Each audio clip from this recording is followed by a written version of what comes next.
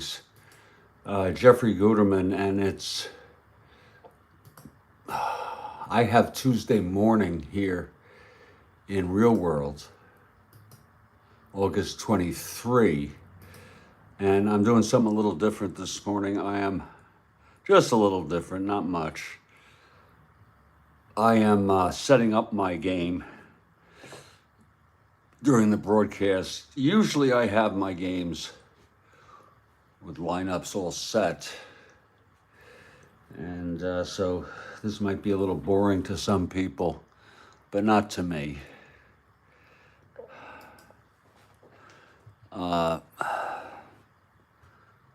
So that's what I'm going to do here. It's a doubleheader. It's a real snoozer. It's Philadelphia at Montreal, a doubleheader.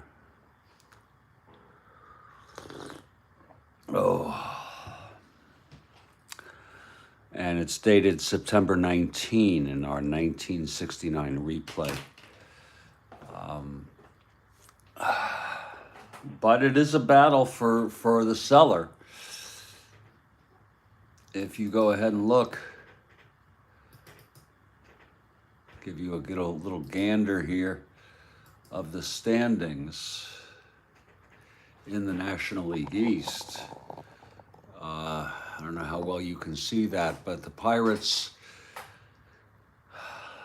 good morning, and it's those pesky Expos. I was going to say Eskpos. Pesky Eskpos. Good morning, Kathy. Good to see you.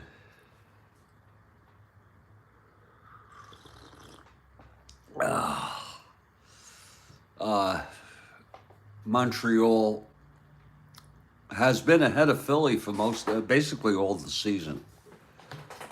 And but Philly has made their way back. They're only one game behind, even in the loss column. It's a big series between them. It's a 4-game series. I have my coffee. I have not even set up my lineups. As you see, for those of you who might be interested, Cardinals are only 3 out. The Giants, Stims are hoping they are 5.5 out in the West. It's all clinched in the American League, as we would expect, Baltimore and Minnesota. So I'm going to go ahead, and while I have this open, I will throw in these records. Philadelphia 61 and 88, 26 behind.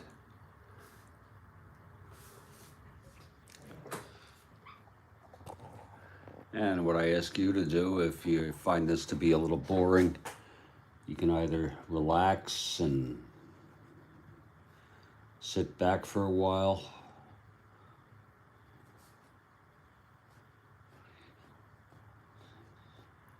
or you can watch how I set up games.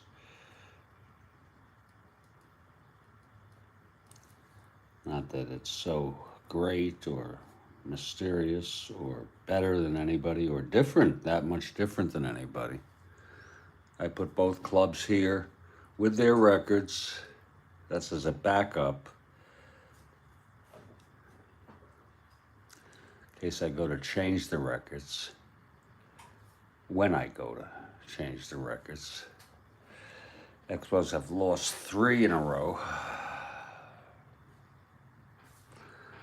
I like to find out who pitched in the prior games as relievers.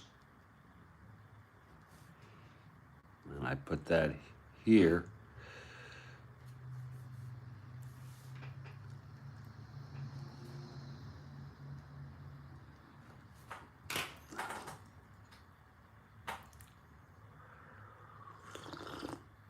Oh, that is good coffee. Nice and quiet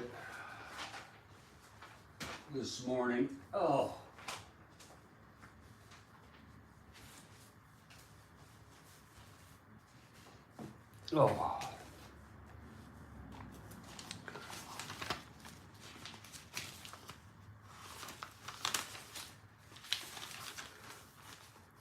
looking at my score sheets. Used from the prior games of the 18th. Here's Montreal.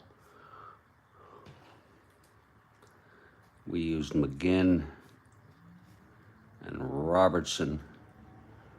And then we can put below here, we put a dot here, and then we can put who would be available as a guideline. Hey, Phil, good morning. You put it as a guideline who's available to relieve. Here's Philly. Boy, they got hit hard last time. They used a lot of pitchers. Wow.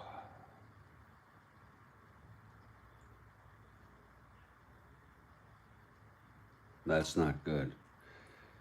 Jeez.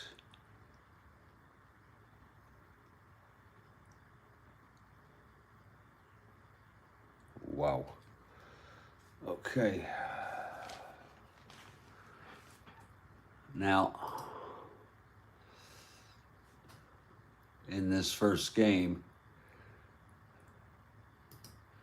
I've got a little problem here. And it's that Montreal has somebody by the name of Bob Reynolds pitching. I know you can't see this. I go by the actual lineups. They also have a Marv Stahel. My Lord.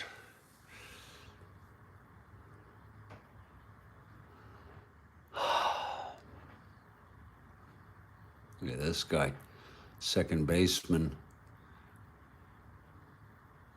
17 at bats. He hit .412. Wonderful. But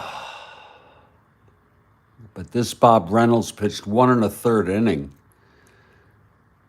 and he allowed 3 runs. And he's a right-hander.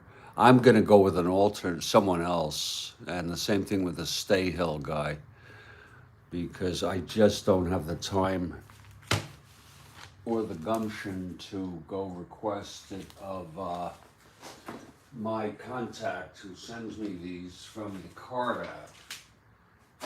So,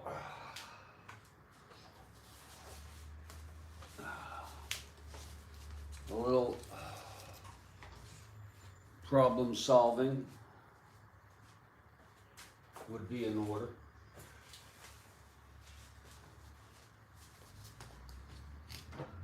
These goddamn fucking things.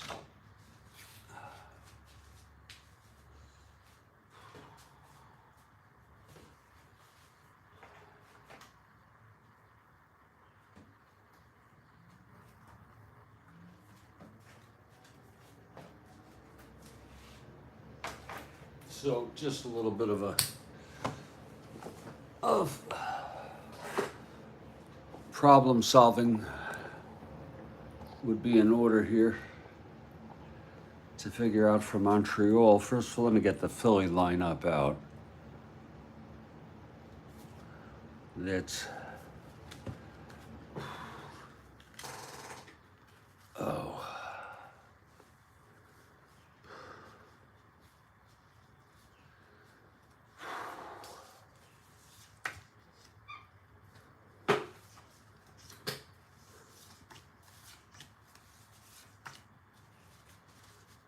this is Scott Reed in center.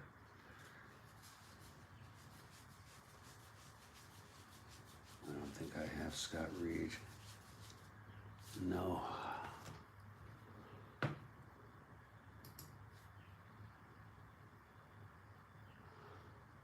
Wow.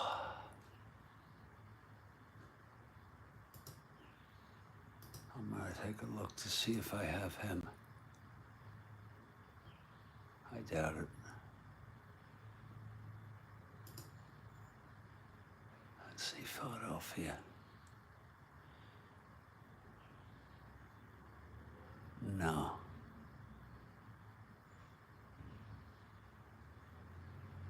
Tell you what I can do.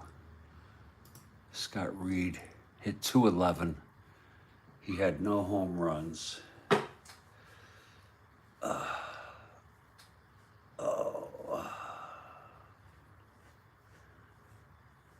To me, it's just not worth doing. So he's a left-handed hitter. I just want to check what kind of pitcher we're going to be using for. We use a righty.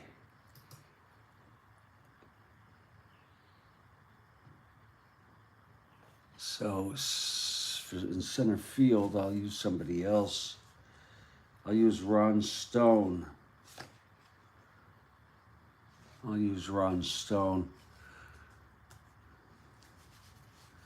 And we have Watkins. Put Stone here.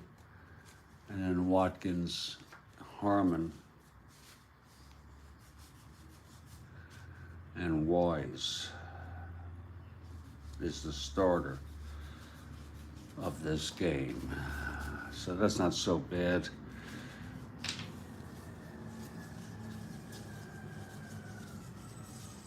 This is taking a little longer because of these cardless players who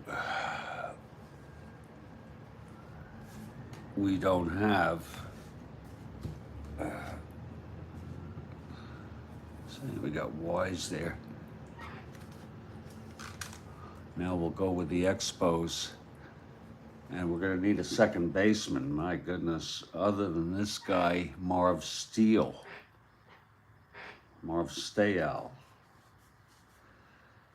And Wise is a right-hander. I could use anybody in this team.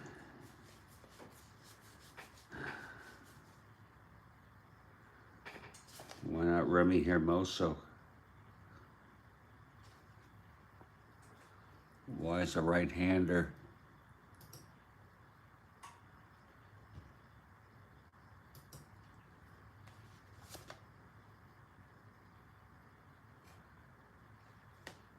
I'll use Remy Hermoso, and I'll have him lead off. Then it's Jim Ferry, not to be confused with Fairley. Jim Ferry, Staub, and then Fairley,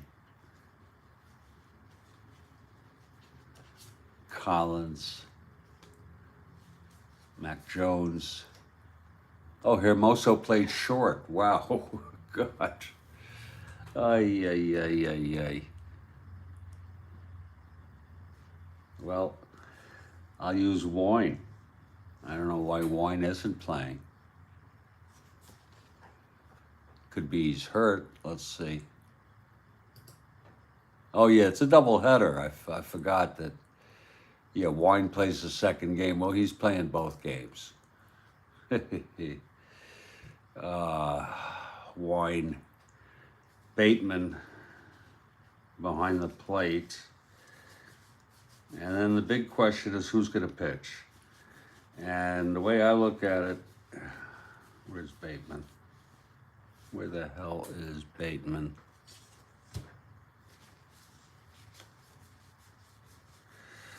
Oh, I hate when I can't find a player. Oh, do I hate this. I freaking hate when I can't find a player. 1, 2, 3, 4, 5, 6, 7. Oh, he's probably in the team they played last. Happens all the time. Let's just give one more look here. I've never lost a player.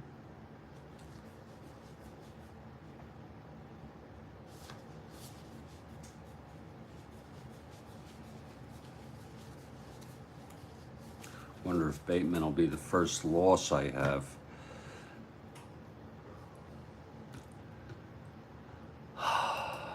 Montreal played the Mets last. So let's go take a look in the Mets, see if Bateman snuck in there. Oh, it happens.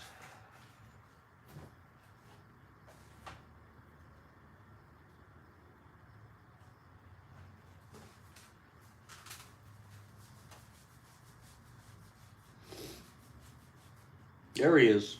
Snuck in with the Mets.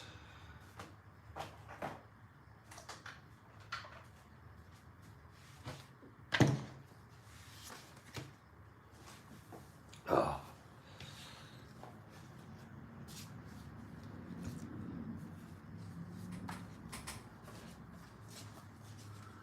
Now, as far as the pitchers go, they have a man by the name of Bob Reynolds who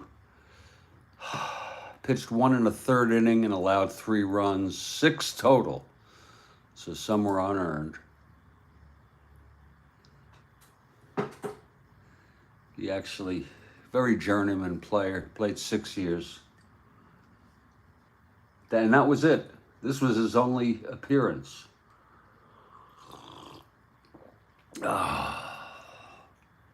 And because he's a writer, so a right-hander, so I don't screw up the rest of the, I'm gonna have Howie Reed start because he relieved in this game. And we'll just have Howie Reed start the game. And I think that that will resolve it just fine. Oh, I'm not gonna use him.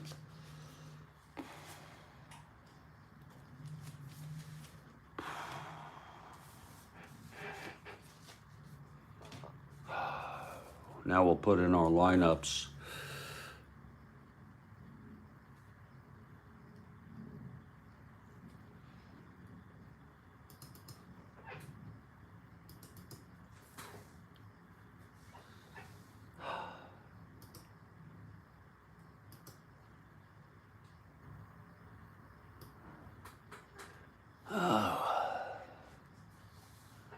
Howie Reed has 5 wins, and Wise has won 14. And now we just enter the lineups with the fielding ratings.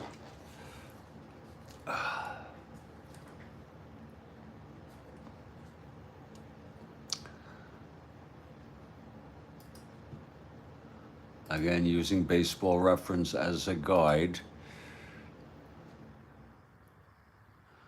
While we're at it, let's put in who relieved. Boozer and Farrell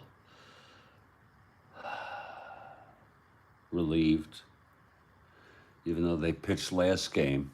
And here McGinn, Wazlewski, and we won't use Reed, so we have Wazlewski and McGinn. But of course, we check to make sure these folks who pitched last game did not pitch 2 days in a row already.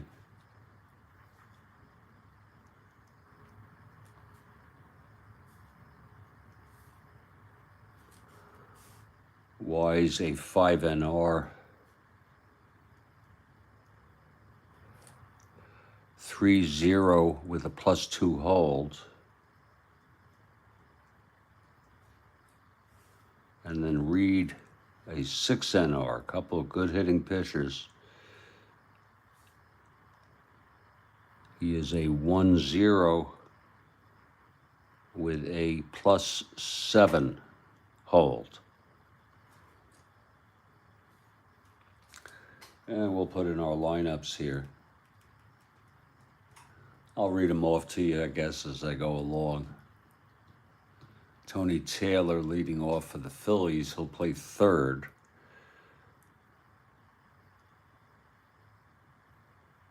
He's a 318.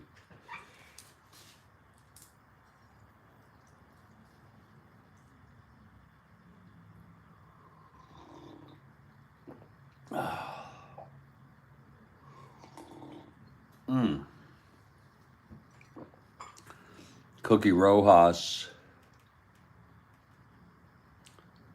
at second,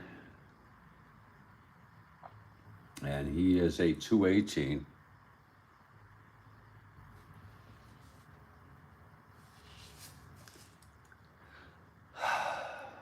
Johnny Callison bats third. He's in right. He is a 2-4 E4.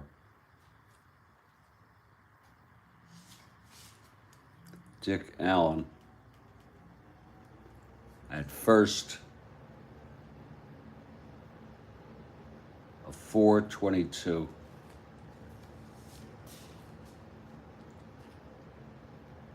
Darren Johnson in left field.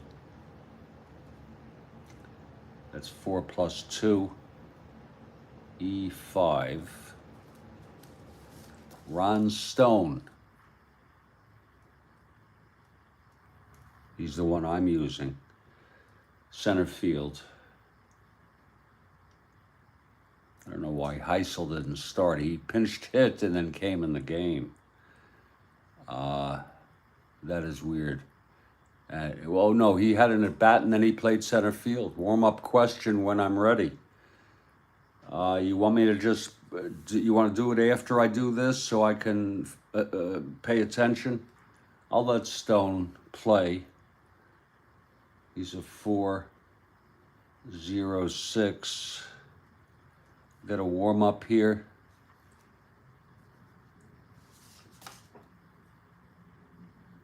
This won't be long. Dave Watkins is the catcher.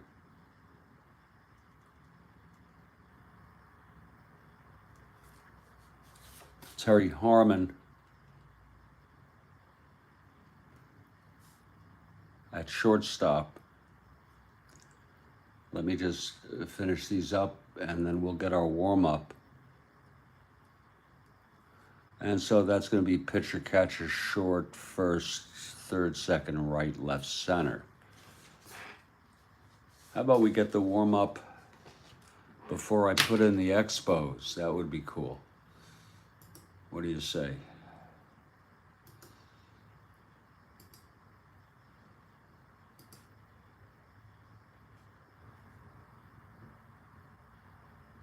Anytime you want, Kathy.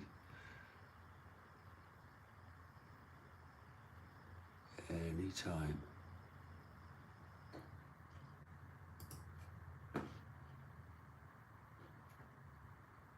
Get a warm up.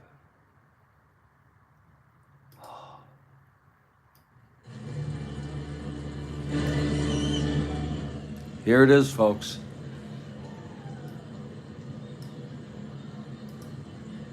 The Mets gave up their first run in their inaugural season off the bat of this future Hall of Famer of the Cardinals.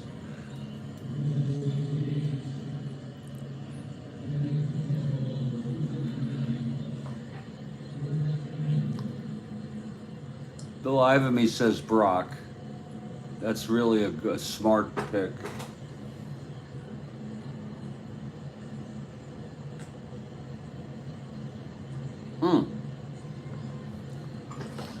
It was San Musial. Okay. Great question. Brock is a very logical choice, though. Great warm-up, Kathy. Thank you. Thank you for that super question. Let me put in the expos here. Remy Hermoso will lead off and play second base.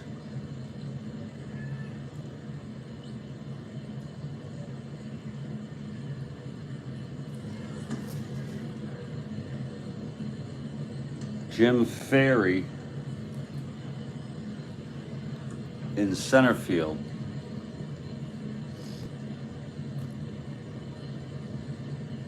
You know, that game is on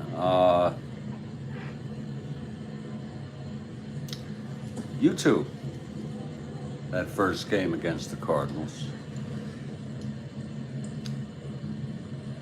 Rusty Staub bats third. He's in right.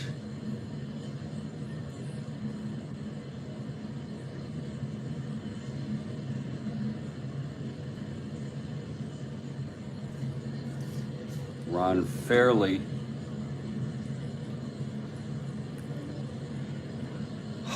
at first base.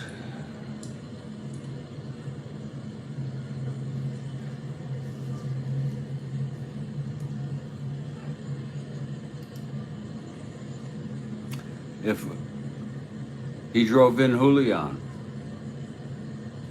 Oh.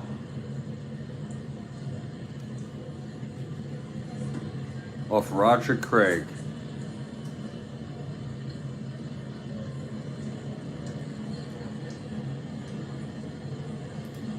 Kevin Collins at third, batting fifth.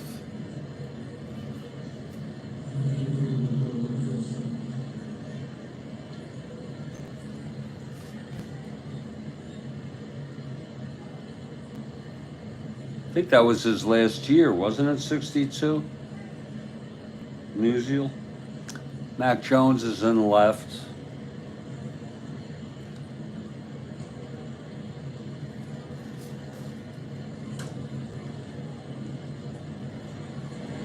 Wine is the shortstop.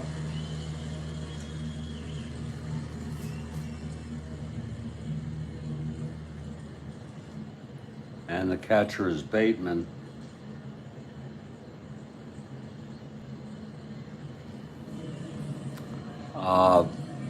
Wise quotient is a +2, +2, a +4, and Reed with a +7 hold, and Bateman is a +5 max. So we might see some base stealing today.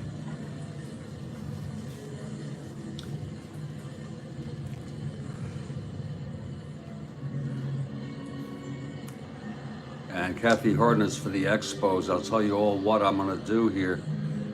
I'm going to play an inning, and then I'm going to take a break for about 3 minutes, because I got to tell you, I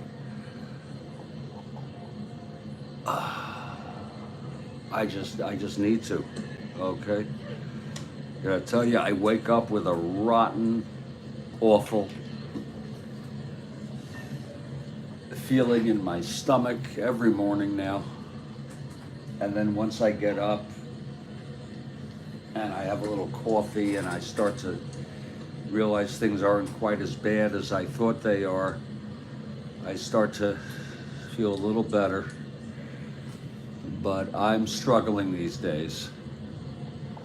We have one from Bill Ivamy. This Hall of Famer drove in and scored the first run against the Houston Colt 45s, and it was on the Cubs. I'm going to say it's Santo.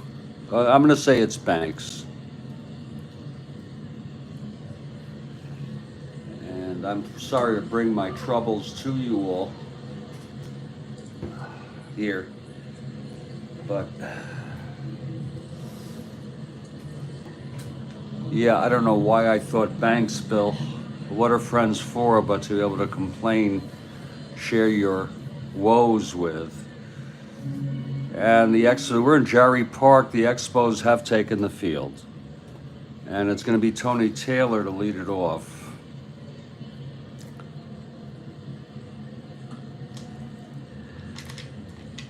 This is a doubleheader in Jerry. And it's a very important one because it's the battle for fifth place. Phillies are in last.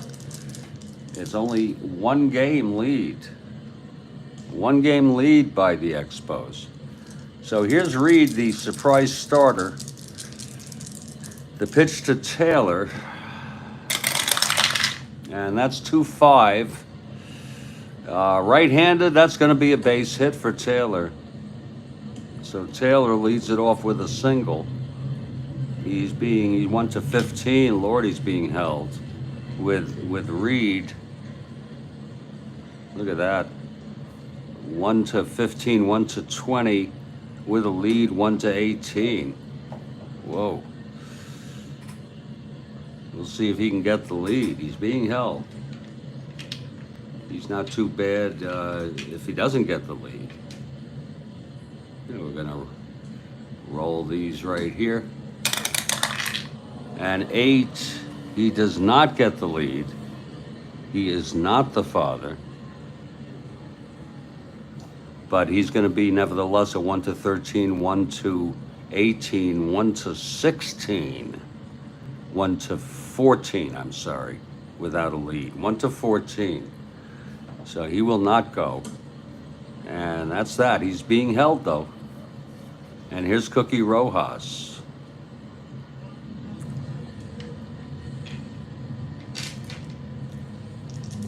Okay, Reed is ready now from the stretch.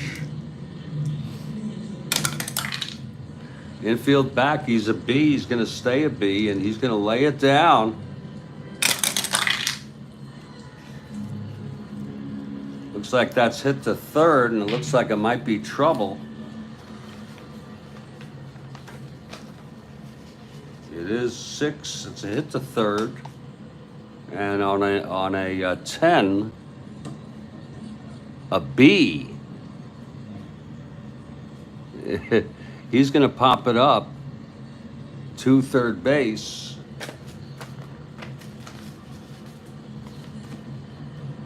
And the catch is made by Collins. Of course, Taylor holds, and well, I always say that's a lot better than a double play. Here's Callison now. And Taylor being held.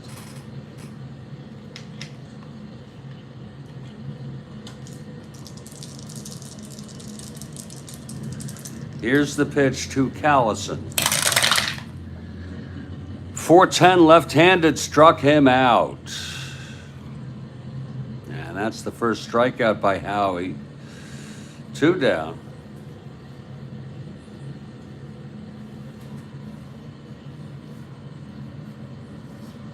And here's Dick Allen.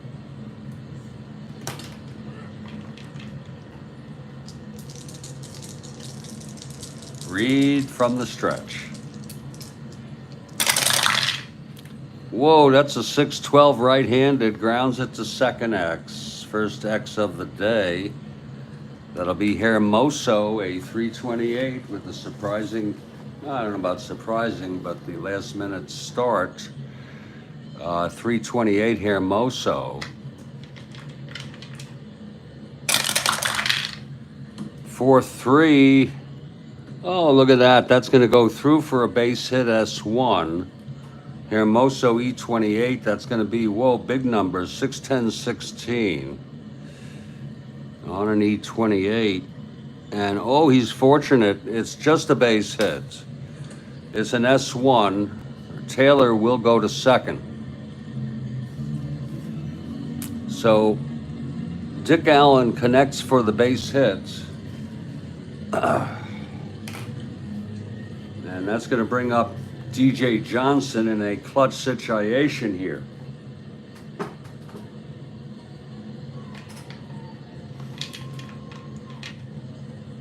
Here at Jerry Park, just underway here.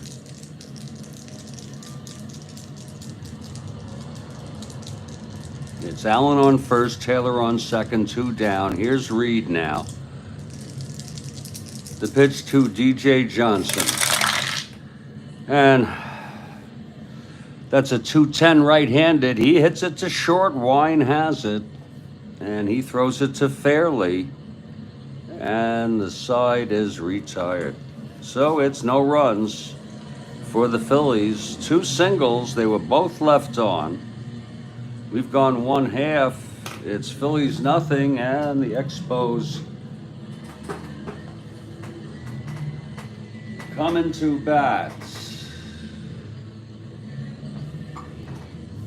Here's Rick Wise now. He's going for win number 15. He won 15 in real world. He's had I guess, a good year. Good ERA for a lousy team. And don't tell me that these folks, that this is not important to them. Again, with they're so close, a game separates them. Again, with the Expos in 5th place, the expansion team 1 game ahead of the Phillies. And it's Remy Hermoso to lead it off.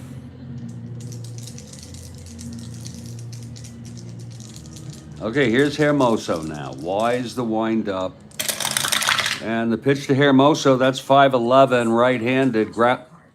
Whoa, bear with us.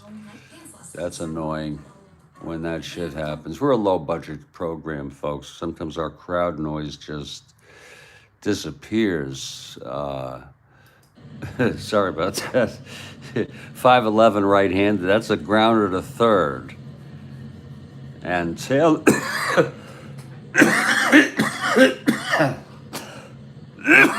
Excuse me. Taylor has it. And he throws to Dick Allen for the first out, one away. Here's Jim Ferry.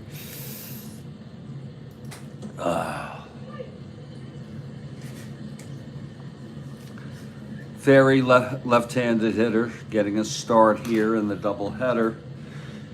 Hasn't been used much. Had only 49 at bats. Did you see the, Kathy, did you see, whatever his name, the manager of the Yankees? His name escapes me. God, he had a short career. Wow.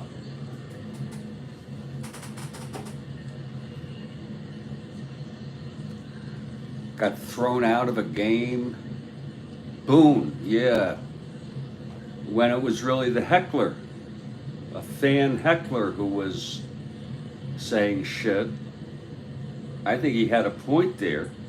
He should have calmly, the fact that he started yelling and everything, if he could have kept his cool and said, ask for a replay. It was ridiculous, Kathy. It was. In other words, he didn't say anything? Is that really how it works? Jeez. There's always something different going on. Okay, here's Wise facing Ferry.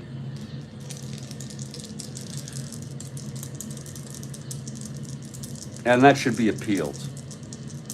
Okay? There's usually a fine involved. It should be appealed. Here's the pitch to Ferry. 1-9. Right-handed, and he struck him out. That's 2 away.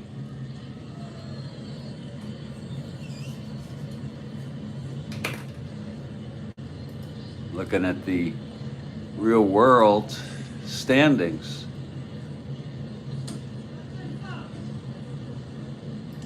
And it turned out they lost the game. And it was in New York.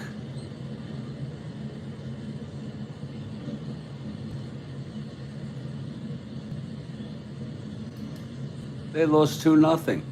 Lord.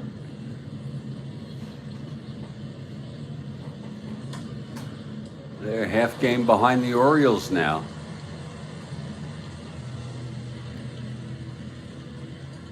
Look at the Dodgers. They're only 2 games over 500. I mean, you cannot meet. They're going to be they're going to be a disappointment. I almost hope they have a losing season, just for the hell of it. Jeez. With all that money, all that talent, the Dodgers, I mean, maybe I'm wrong. I think they may have the best talent of any team, but what do I know? They were booing Judge. Judge is hitting 170. Oh, Lord. Well, it's a long season. Here's Rusty Staub now.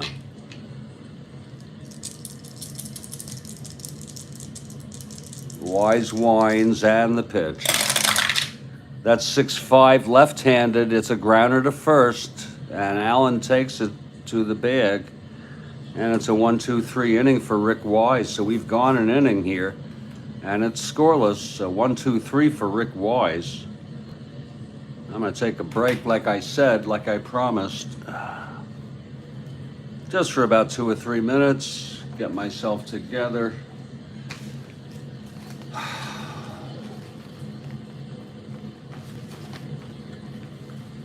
What an era we live in.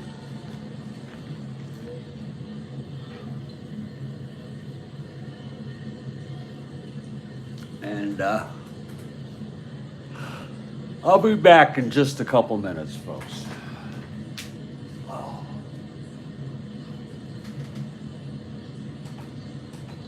Oh.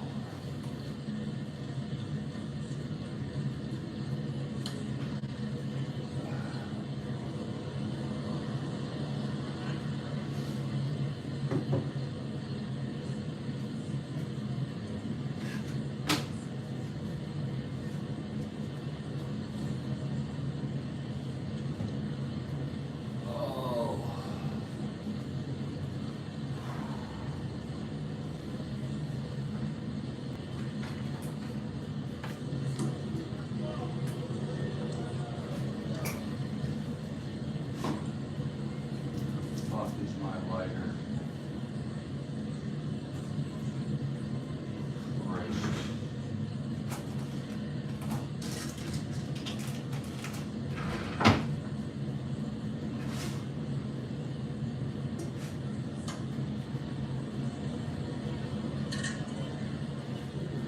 Fuck.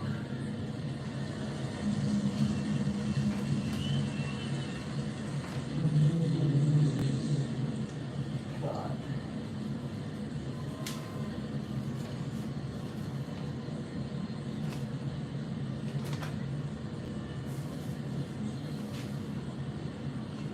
My lighter.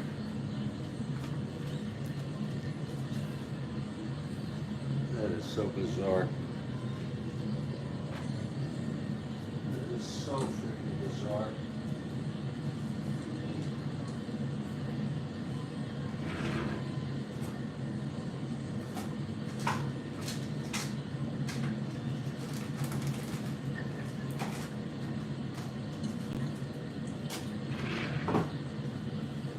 Oh, maybe I put it in my shorts here. Of course, it's not here. I'm so disgusted with life. Really am. God. I'm so disgusted.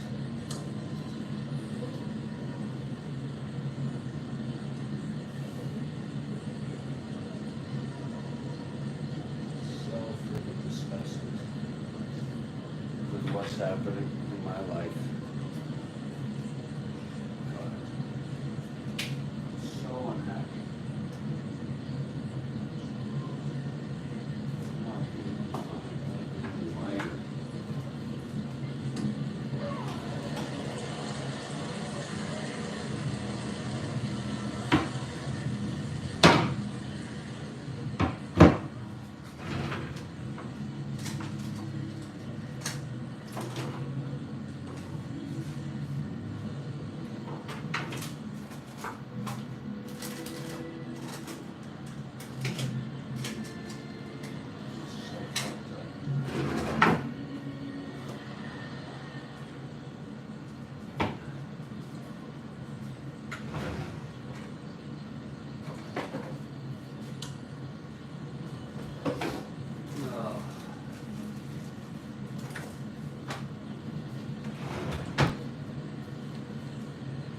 Oh, I don't know why if it was there, it was in my sink.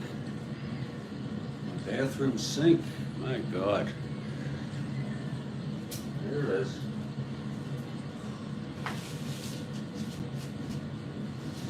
Fucked up.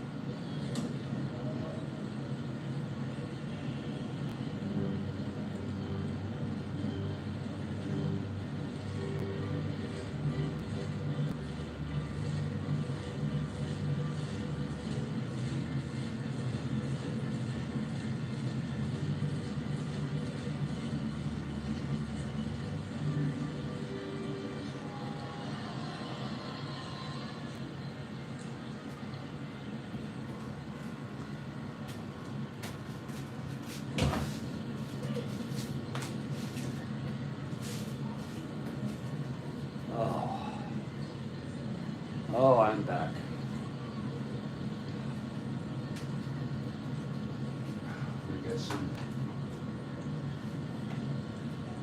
coffee here.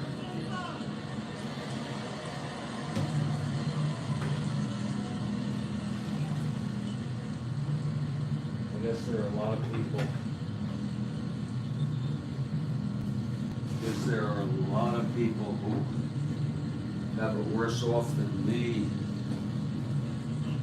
both physically and emotionally, and they find a way to cope and not be as morbid as I am. I'm just a very, very self-centered, self-absorbed person.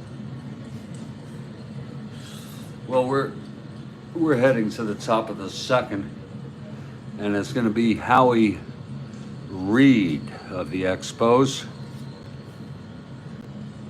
He allowed two hits, two singles, left him on in the first, and Ron Stone will lead it off.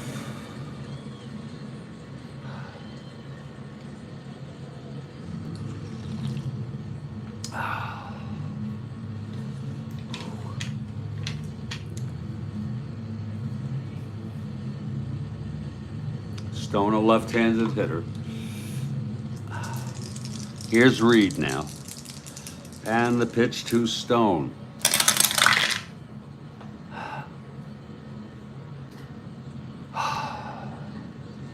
It's 410 left-handed, struck him out.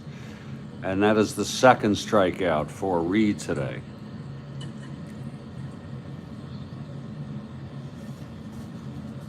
Now Dave Watkins is the batter.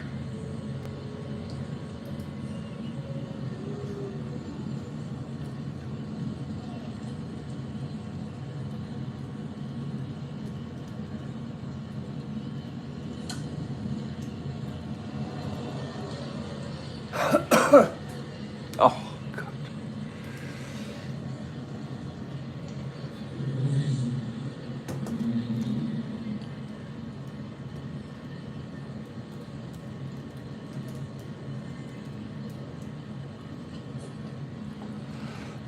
Oh, excuse me.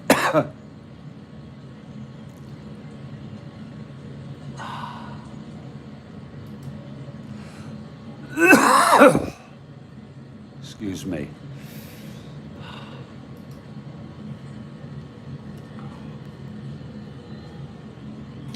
Okay, Watkins, right-handed hitter with one out, nobody on. And we have a question after this inning. Awesome. Keep him coming, Kathy. Top of the third. Here's the pitch to Watkins. That's 5-8, right-handed. Oh, there is a base hit for Watkins off Reed. A one-out single.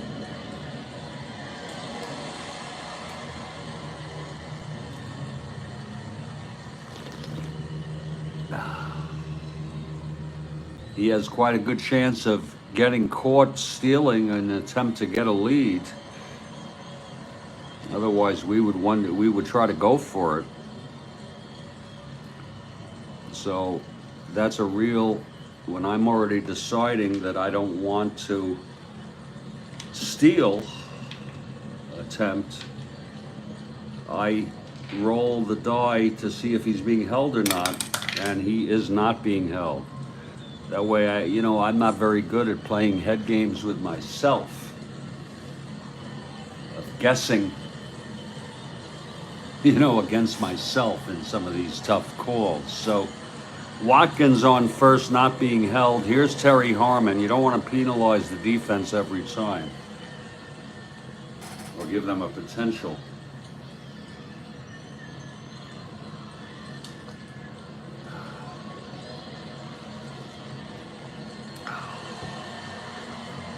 Okay, Harmon now. And the pitch from Reed. That's 4-6. Right-handed, flies it to left. And under that is Mac Jones for the catch, 2 away. And here's Rick Wise. Wise a 5 NR. They're hoping Wise can, well, hope he can pitch a complete game because their bullpen is wasted. Wasted and burnt and toasty, and but he did not in real world, and the Expos won this one, in case anybody's interested. They won it 10-6.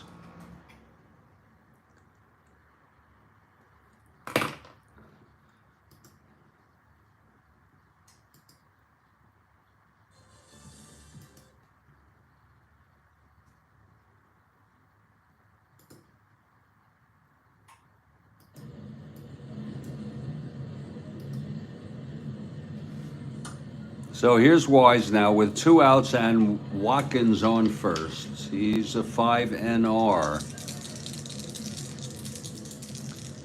Here's the pitch from Reed. That's 5'11", right-handed, and he grounds it to third.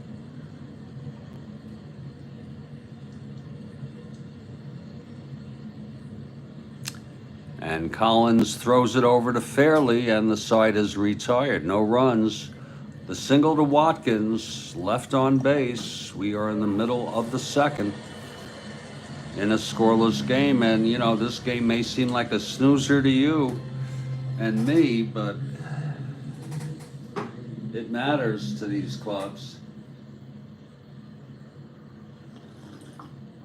Again, Expos in 5th, an expansion team, 1 game ahead of the Phillies. Here's Rick Wise now. He retired the Expos in order in the first. It'll be Fairley, Collins, and Big Mac Jones here in the bottom of the second.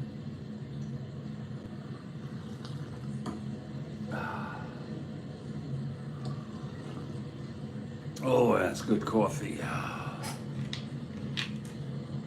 Here's Wise. The pitch to Fairley. 2-6 right-handed, walked him. So Fairley is on.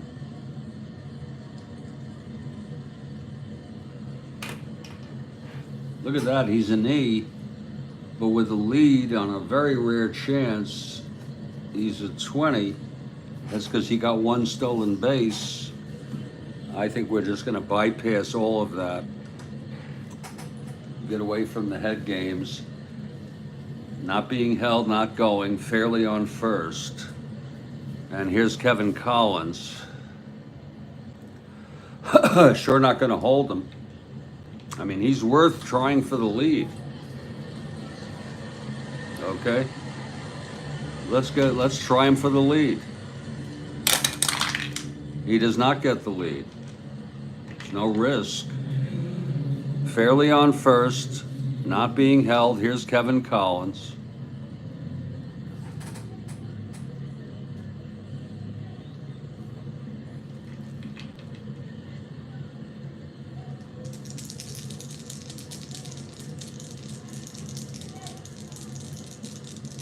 Okay, Wise from the stretch. 2-11 right-handed, fly ball right field for Callison, and he makes the catch. Fairly holds, 1 out, and here's Big Mac Jones now.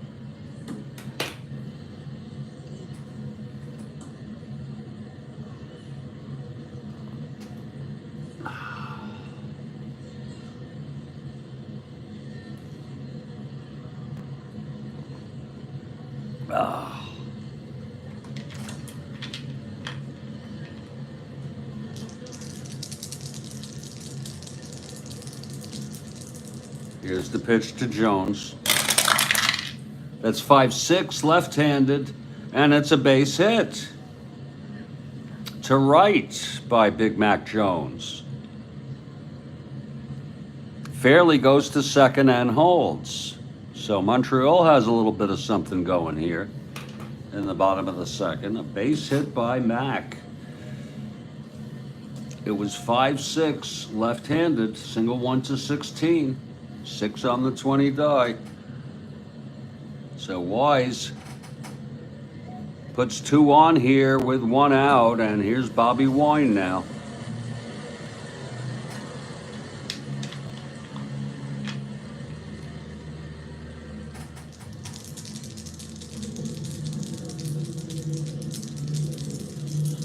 Here's the pitch to Wine.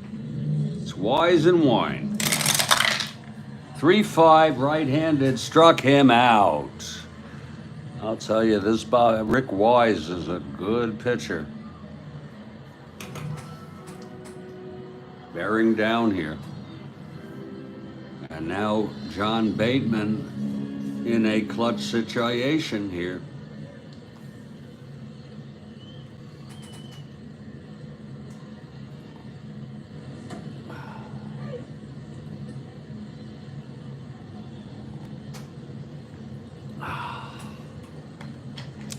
Okay, Wise gets the sign from Watkins. From the stretch. Here's the pitch to Bateman. 4-9 right-handed, walked him. So he's loaded the bases here in the second with 2 walks and a base hit. And Howie Reed is the batter. The pitcher, Howie Reed.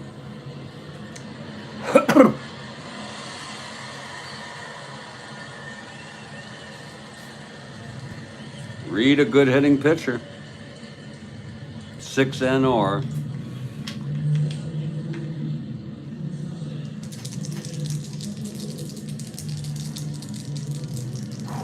Pitch from Wise. That's 2-7, and he struck him out. That is the side. It's the 3rd strikeout today for Wise, second this inning. He also walked 2, allowed a single, all left. Bases left full. We've gone 2, and it is a scoreless ball game.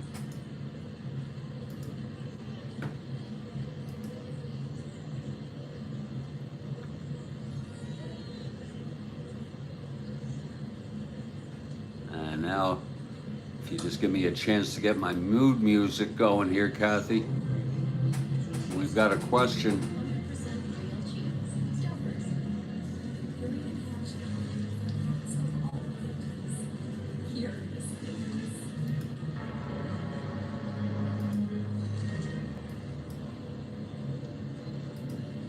Here it goes, folks.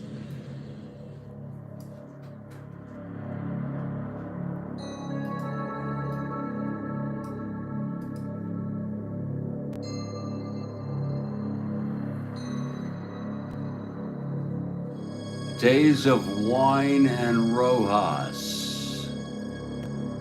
Here it is. Dairy cows like to eat metal. Farmers, metal. They like to eat metal. Farmers deal with it by making them swallow something. Can you guess what it is? Holy shit. I have no clue.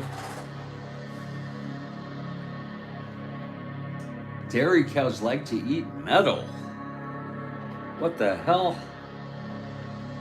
It's not even food. Make them...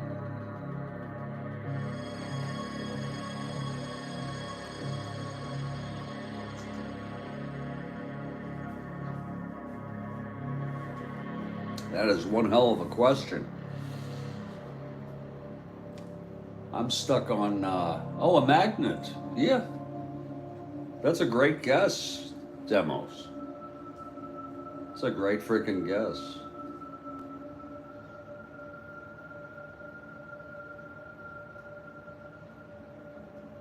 And Demos got it. Whoa.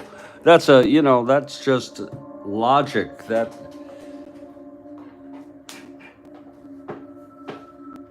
But the only thing is, how does the metal, I'm not even, I can hardly think anymore, folks. They eat magnets so that the metal hits the magnets. And what, doesn't go down their throat or something? I have no idea. I'm sorry to read so much into things. Oh, and I'm stuck also on days of wine and Rojas. God.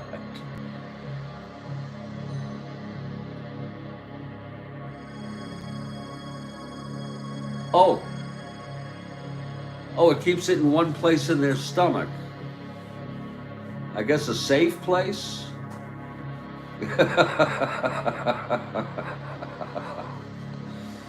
Oh, God. I'm sorry to keep reading into this shit. You know? Oh, I am so sorry, Kathy. That it keeps it in one place in their stomach. It must be a very special place.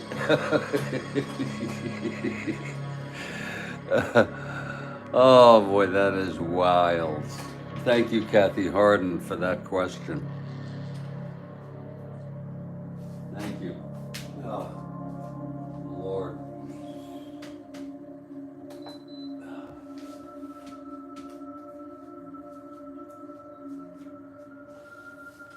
Oh, great question.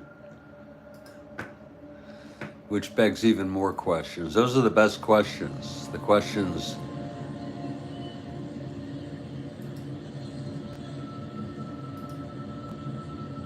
that raise even more questions.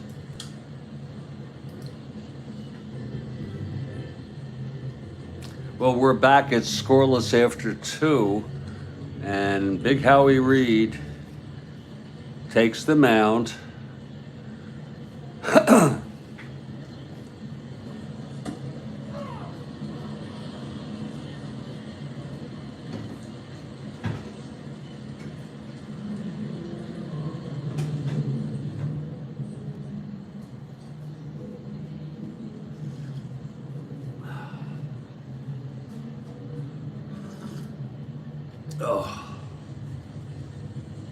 It's going to be Tony Taylor, the top of the order, to lead it off. Again, this is a big series, a 4-game series. The battle of 5th place.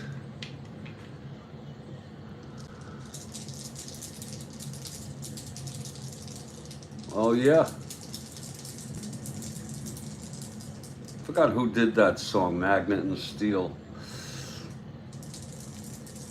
You are the magnet and I am the steel. Here's how we read now. Pitch to Taylor. 4-9 right-handed. Oh, that's hit well by Taylor, but he does not have the power. But nevertheless, it works in his favor. It drops in for a double. So Taylor 2 for 2 today, single to lead off the game.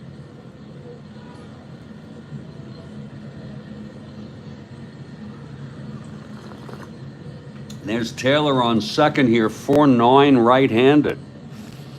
With a 15 on the 20 die. W power. Works better that way. Taylor on second here. And here's Cookie, Days of Wine and Rojas.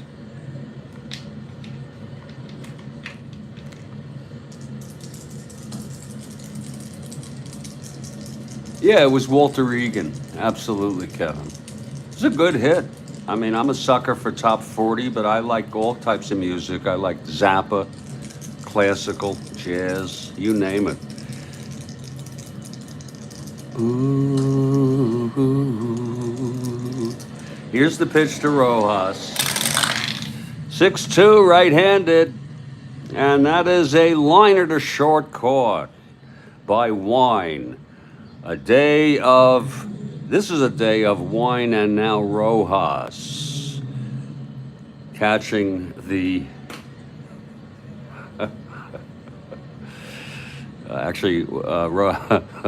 Wine catching off Rojas. 6-2 right-handed. So it's 1 out. Here's Callison.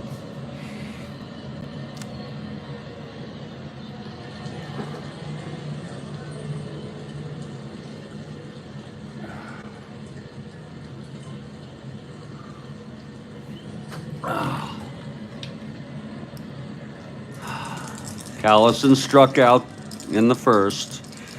Here's Reed from the stretch. 5-4, left-handed, grounds to third X. Collins, 341.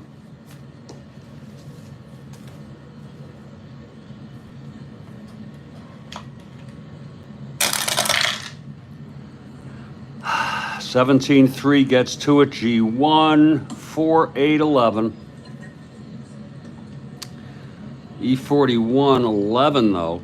Oh, he boots it. Yeah, that's a lot of errors. 4-8-11. It's going to be a G1, E1. Oh, and that's that's going to put Taylor at third. So the error by Kevin Collins.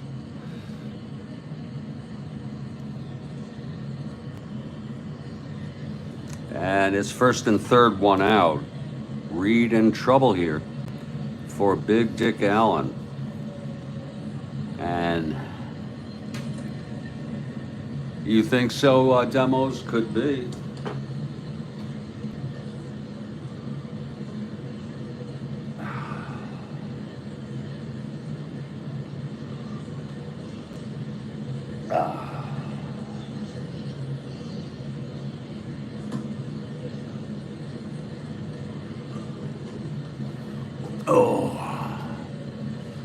Okay, the infield is back.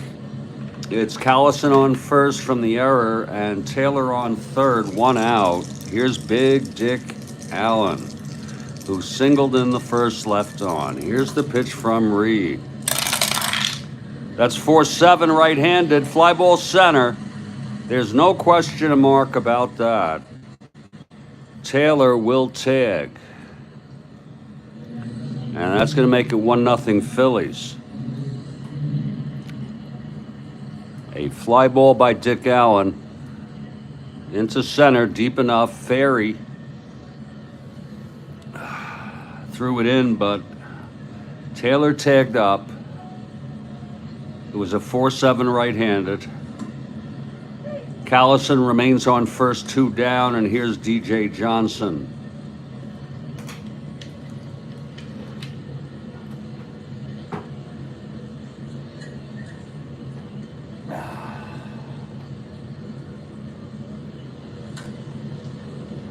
Oh, that's good coffee. Here's Reed now.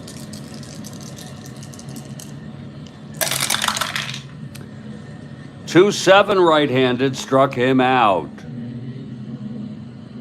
That's the third strikeout for Howie.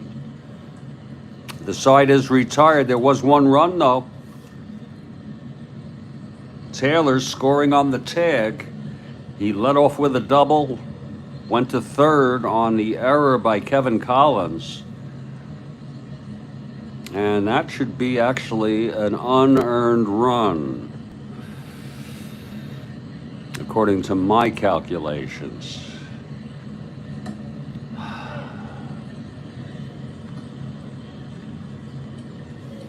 And after 2.5, it's 1-0 Phils. Here's Rick Wise coming out.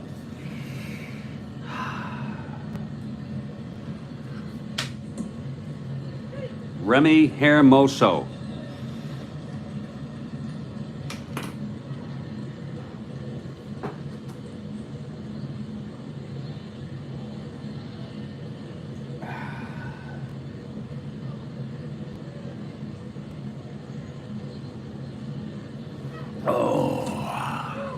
Okay, Wise is ready here.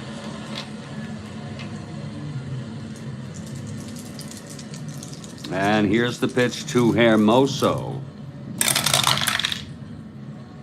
That's a 4-8 right-handed, and it's a base hit by Hermoso.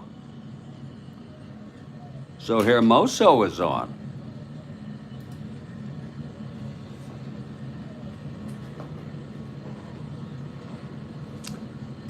He is being held. You can be 1 to 18, 1 to 22, 1 to 20 with a lead, 1 to 19 with a lead. Let's see if he can get the lead. That would be nice for Remy here. 2 to 5, 11 and 12. No disadvantage in trying, except that he's got to go. It's a 5. He gets the lead. And again, that's going to make him 1 to 18. Being held, make him 1 to 22. Minus 2. 1 to 20, making him a 1 to 19. And he's going with Ferry at the plate.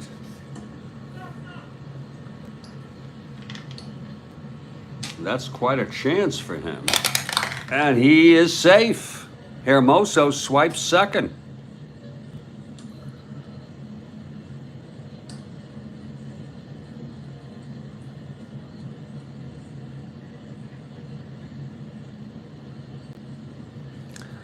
Hermoso was 3 for 4 stealing.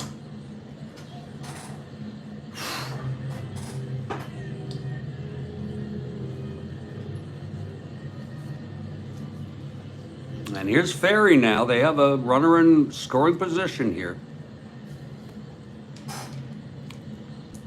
Now Wise from the stretch. Hermoso on second. Here's the pitch to Ferry. That's going to be 5-11 left-handed. Grounds to second, A. And that's going to be with a runner on second.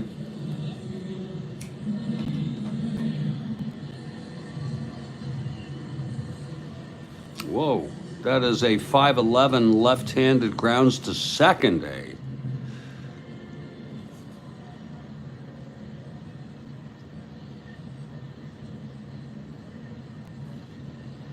And the runner will advance. Hermoso will advance. So Rojas, on a day of wine and Rojas, throws Ferry out, but he moves on to third, Hermoso, and now a fly ball can bring him in.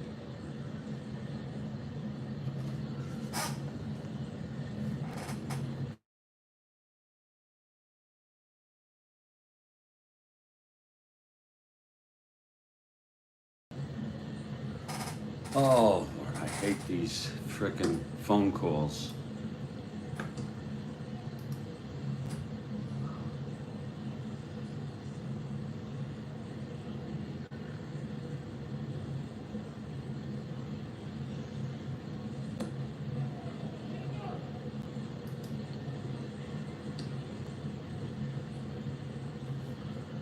Oh. Staub is coming up. What the fuck? If you would just hold on a second here. Oh.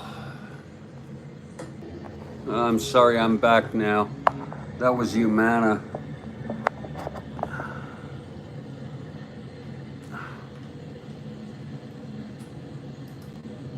You never know who you're getting calls from. I have lots of tests. I have a CT scan of the chest to screen for lung cancer. I have a colonoscopy due. You know, shit.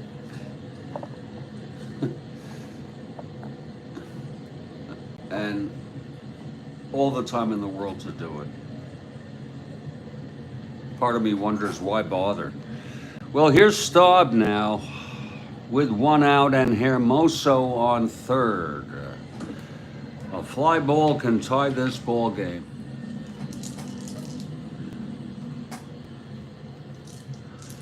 Okay, here's Wise now. The infield is back. The pitch to Staub. That's 1-7. And that is a double down the line for Rusty Staub. Hermoso scores, it's a tie ball game. And the crowd is cheering. Hermoso comes home.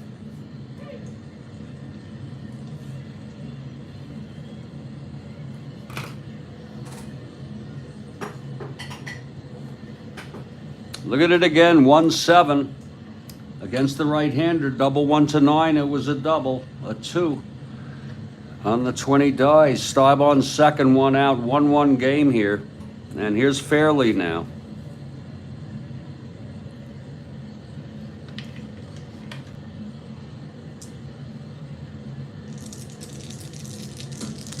Here's Wise. 5-12 left-handed, grounds to first X, and that's going to be for Dick Allen, and he's a big 4.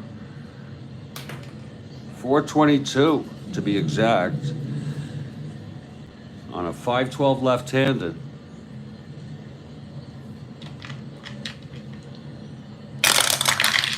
.422, 16-4. He gets it on a G2. Oh, he's an E22, I'm sorry. Shit. Yeah. Let's go. Oh, Lord, look at that. That's 6-12-17, E22. And there it is, a 2-base error. And that will score Staub. A 2-base error. Whew. On a 6-12-17 E22. There it is. It's going to be a G2 E2. Runners advance 2 bases. Very costly.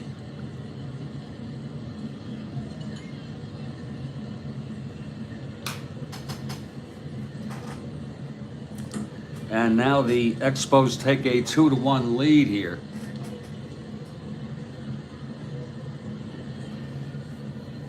And here's Kevin Collins.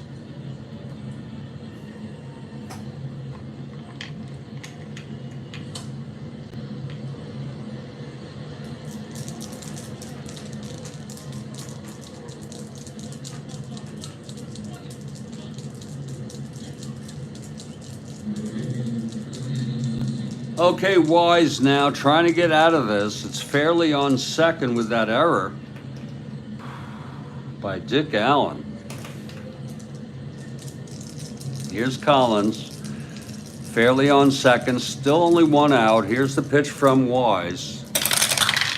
That's 4-7 left-handed. Oh, there it goes. Base hit.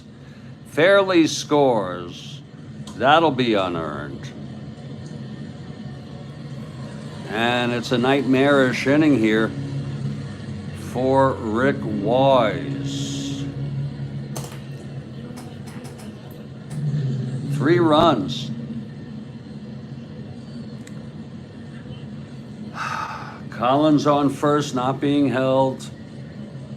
Big Mac Jones now. It's 3-1 Expos. Here's Wise. Whoops. 6-7 left-handed, grounds to second, and that will be a double play.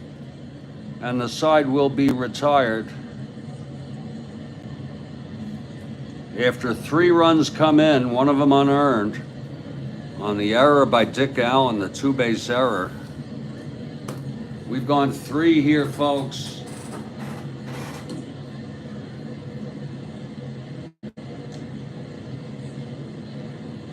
And it is a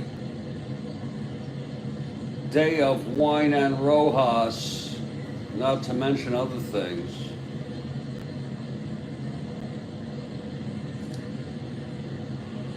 Sports Time Machine, welcome. It's 3-1 Expos. They hit Wise. I need to use the lavatory. I hope you all understand that. You know, when you gotta go, you gotta go. I will be back in due course, this is the Strat-O-Matic network.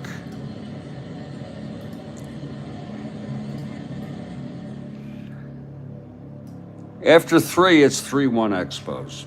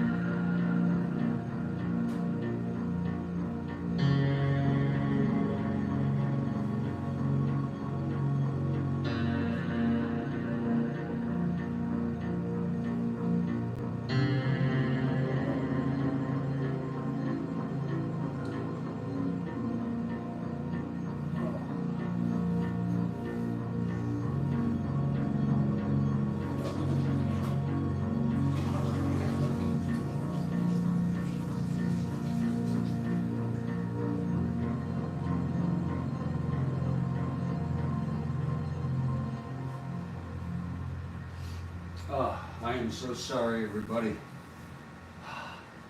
I am so sorry. And you're all so patient. Oh.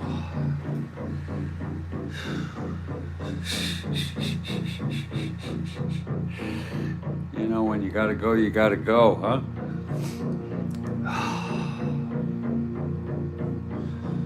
Sometimes it takes a little longer than you might have thought.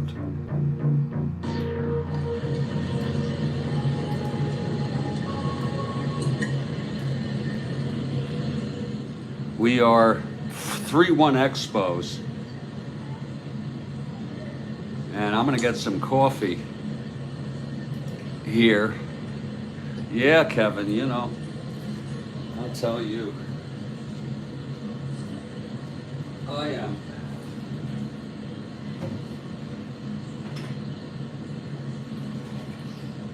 Not well.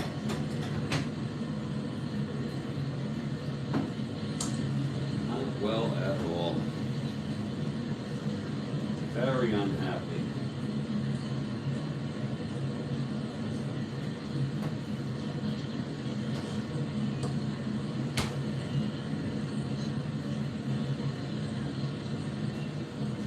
All right, let's get going here. Top of the fourth, 3-1 Expos. Howie Reed.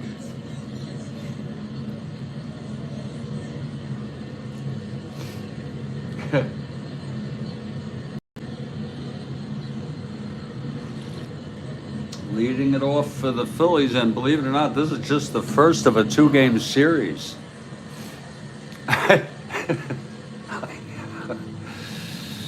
Swallowing a magnet might not speed up the process either. You know, it depends, though, depending on where the hell it is in the stomach. Kathy noted there's a special place in the stomach. Actually, I feel a little better now. I think, you know, I wonder about my gut health because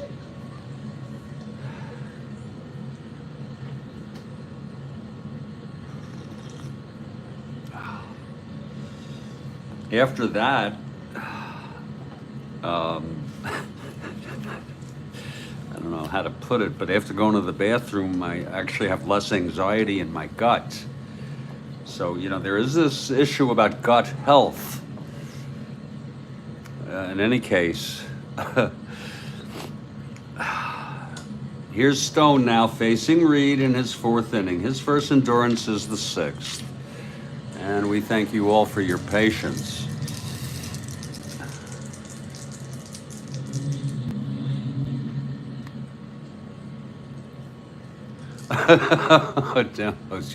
Yes, we have a question here from the great Kathy Harden. And I hope you understand, Kathy, how I didn't pick up on that because of my gut health. So, yes. And, you know, I really thank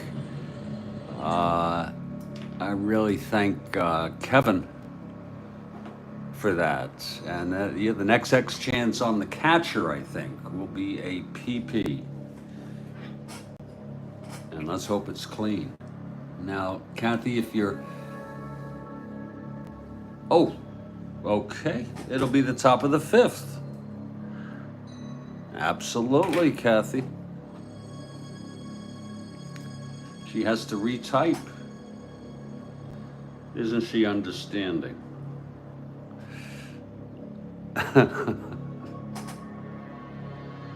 So we will get back here.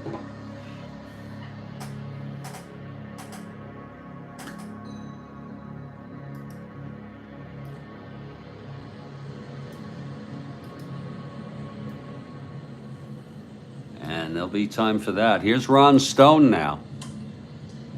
Top of the fourth. But thank you so much, Kevin, for being alert to that. And we work together, right? Here's the pitch to Stone.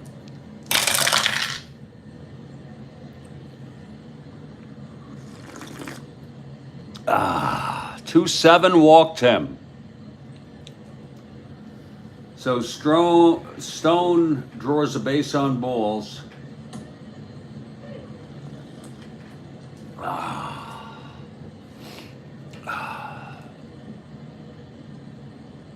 Here to start off the top of the fourth.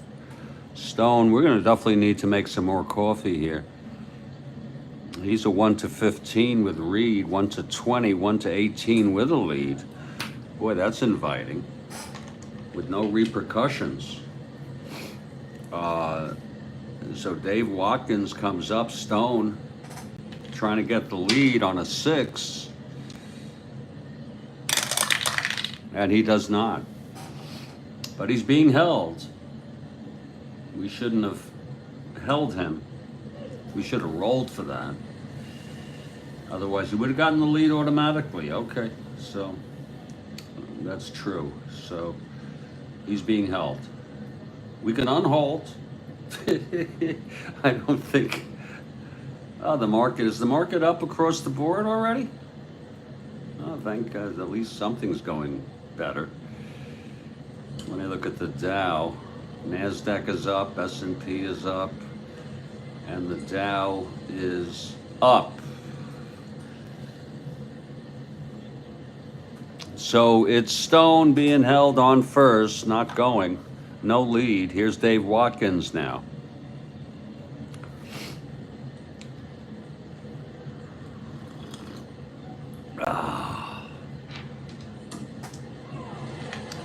Reed from the stretch. Here's the pitch. 1-6 right-handed, struck him out. So Reed with his 4th strikeout. 1 down. And here comes Terry Harmon.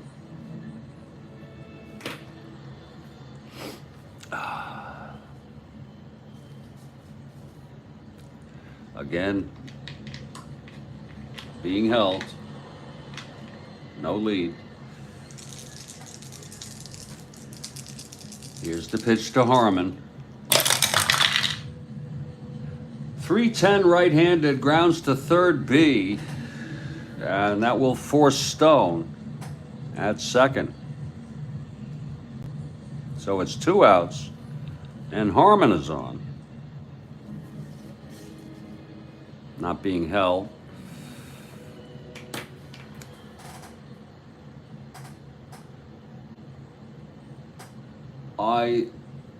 I saved my scorecards for about 3 dates, or I should say for about 60, 70 games at a shot. And then I toss them eventually.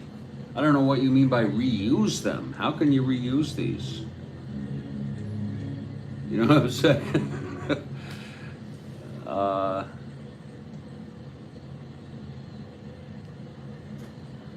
Anyway, it's Harmon on first, 2 down. Here's Wise now.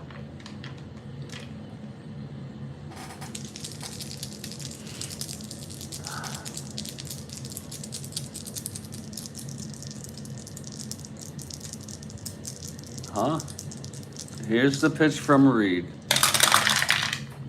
4-4. Wise right-handed.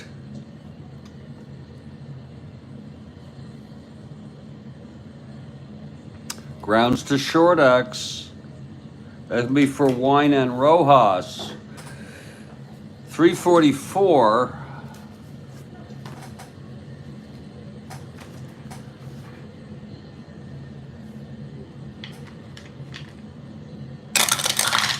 .344, 15-3. It's a G1 E44 though. Whoa. 6-9-12. Don't tell me he boots this. No, he does not. He throws him out. Nice play by Wine on a day of Rojas. And the side is retired. No runs, no hits, the walk. 1 left. We're in the middle of the 4th, and it's 3-1. I'm not sure what you mean. They're in ink. Yeah, they're in ink. What would you think if I did them in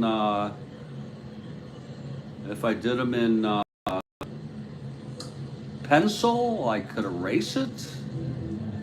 Is that what you're saying? That's a pretty wild idea.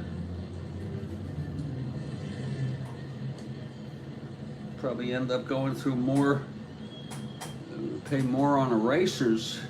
No, no, no.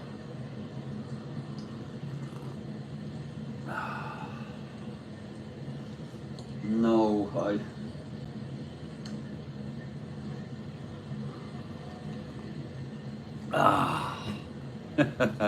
Interesting question, though. I take questions very seriously. Bottom of the fourth now. Here's Rick Wise. He allowed 3 in the third, one of them unearned, on the error by Dick Allen. And here's Bobby Wine to lead it off. I take questions pretty seriously, and I just couldn't get that one.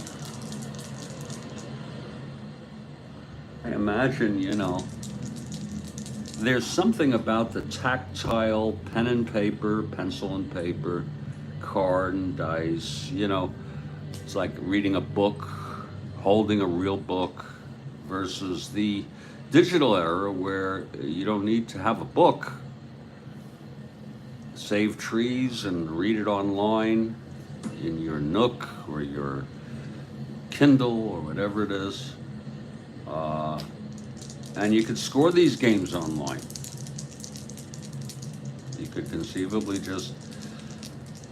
not conceivably, in actuality, I'm sure, but I don't know. It was not a dumb question. Not at all. It made me think about other things. Okay, it's Wise versus Wine. Here's Wise now and the pitch. Not a dumb question at all. 4-8, right-handed, and there's a base hit by Wine to lead it off. Good morning, Rick. Goo goo gajoob.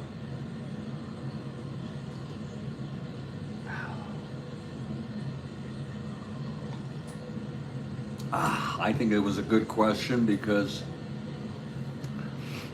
it made me think about all sorts of things. So Wine is on with a 4-8 right-handed. Single 1 to 14. Here's Bateman now.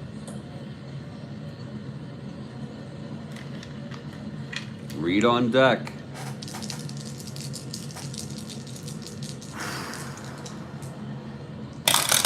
And the pitch, 6-7, right-handed, fly ball center. Under that is Stone. He makes the catch, 1 away. Now Ron Reed. Not Ron Reed, Howie Reed. I am so sorry. Mixing up my reads.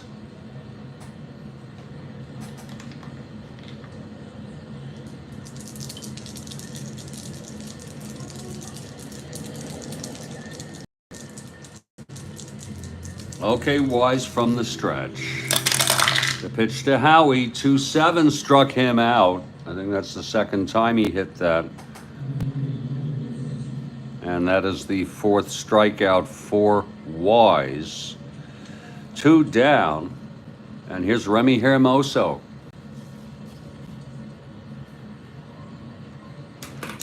Remy led off the third with that base hit, stole second, went to third on a ground ball, knocked home by Staub, and then it went from there. 3 runs later, the Expos now lead it by 2. We're in the bottom of the 4th, 2 outs. It's Wine on first. Here's the pitch to Hermoso. That's 6-7 right-handed. Another fly ball to center. And this is going to be for Stone. Again to make the catch. And the side is retired. So it's no runs, 1 hit. The leadoff single by Wine. We've gone 4. It's 3-1 ball game. And now I say, we'll see if Kathy's got it going here. have a top of the fifth question. I wonder what this one's going to be. This one's going to bend my mind. Here it is. From 1949 to 62, Yankees won the pennant all but 2 years and were beaten by this manager both times on two different teams. Let's see. That would be the 48. Oh, I'm sorry, the 54 Indians and the 59 White Sox. Al Lopez. And Kathy, I might just add, shows I pay attention to your questions, that dynasty, which was the greatest dynasty in sports history, was 1949 to 64. Not just 62, it was through 64. And Bill gets it. That's just a super frickin' question. And it was a great frickin' question. There was a book called Dynasty, when rooting for the Yankees was like rooting for U.S. Steel. And it was about that 1949 to 64. And really, you think about it, you wonder how could they not have won the pennant? What was wrong with them those 2 years? Again, it was 54 and 59. And they won the World Series in 49, 50, 51, 52, 53, 50. They lost it in 55. Okay. They won in 56. They lost to the Braves in 57. They lost to the Pirates in 60. And then they lost to the Dodgers in 63. And the Cardinals. They lost a bunch of those. Oh, you know the book, Bill Ivamy. Peter Golenbach. Whoa, you know the book. Whoa. You know the book. Good for you, boy. See what you provoked here?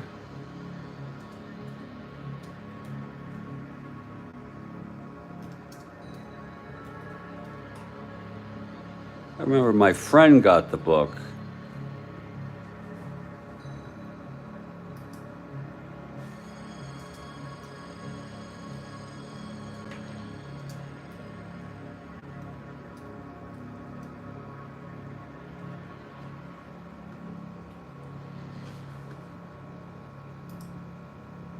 Yeah, here's a copy of it. This is exactly what it looked like when I was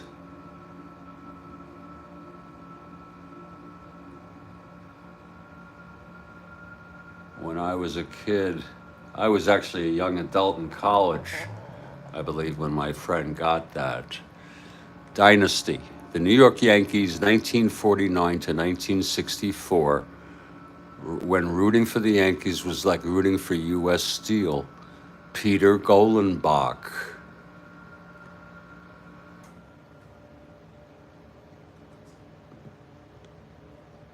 And it is arguably, I guess it's not much of an argument,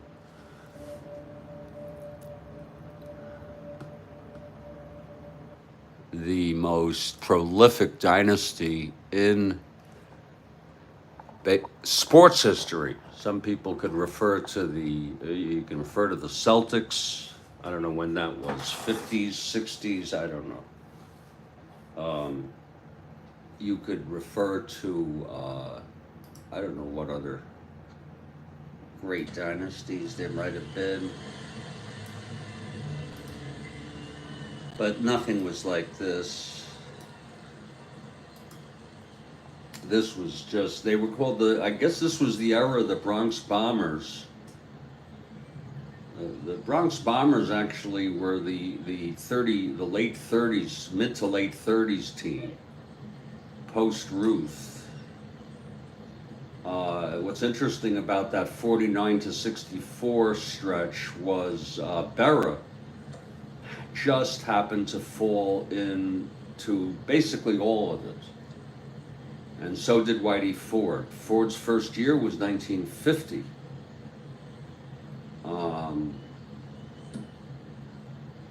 And therefore they racked up an awful lot of games played, and I guess Mantle too. You know,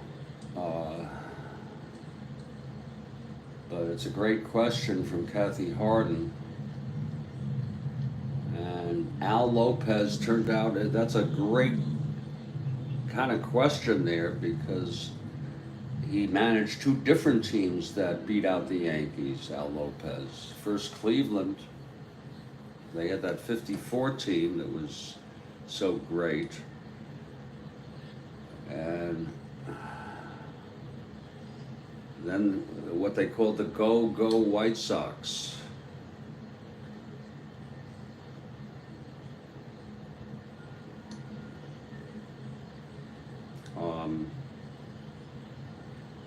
And then, you know,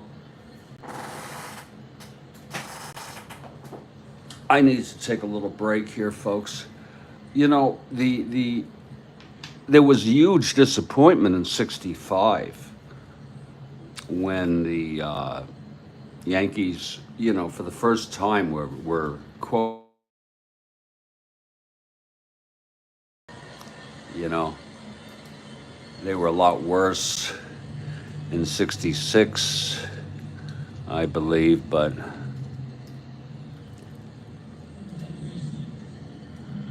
it was the end of an era. It was '65, and the Yankees, well, they came in sixth. You know, they had their worst year in, you know, 25 games behind. But in '66, they came in last. Whoa. They came in last, 70 and 89. You know, in '67, they came in second to last, 72 and 90. And then I think '68 saw a slight improvement. Yes, they actually were over 500, 83 and 79.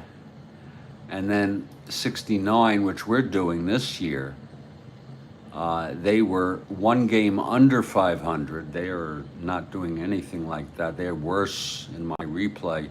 And then '70, they were awesome. They were 90 wins. 90 wins in second place. 93 wins. Whoa. It's funny how the memory can escape. That was in '70. And then the rest is history. They had sort of mediocre years in '71, '72, '73, and then I don't know what year Steinbrenner bought the team, and then he bought a mini dynasty, I guess you could call it, right? The Yankees of Jackson, Hunter, Nettles, Chambliss. I think White was homegrown. It's an interesting history. In any case, folks, I'm going to take a break for about 2 or 3 minutes. We're going to get back to this ball game. It's 3-1 Montreal after 4. I'm going to have to make some more coffee. There's no doubt about it. And every game is different. Every game is the same. In some ways, it's the same. But this game is sort of a slow-moving ball game, Kathy Harden, and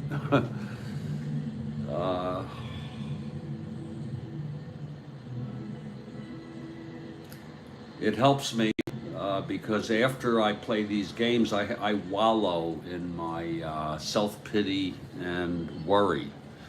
If you have good mental health or adequate mental health, treasure it, folks. Treasure it, okay? I think I need a lobotomy, maybe. Just a little scrape. Just a little scrape, maybe, would help me. You know what I mean? I'll be back.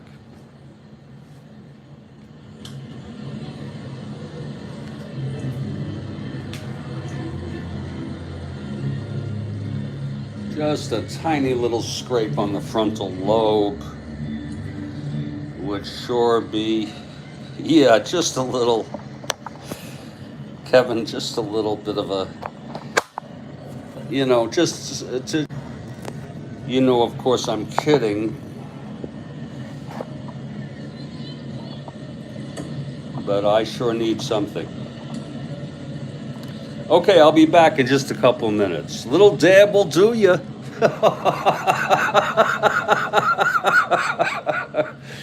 Oh, you are one funny dude, David. You have a good sense of humor, you do. You really.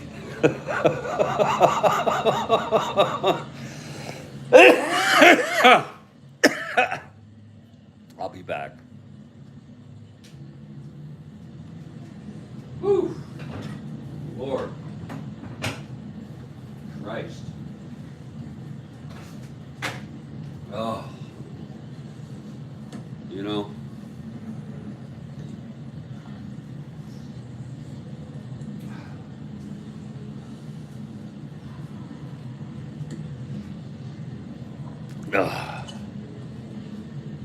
Oh. This won't be long. Just gonna step out, get some fresh air. I think I'll clean my floor and mop it today. Give me maybe a little something to feel better about. I'll be back. Little dab will do ya.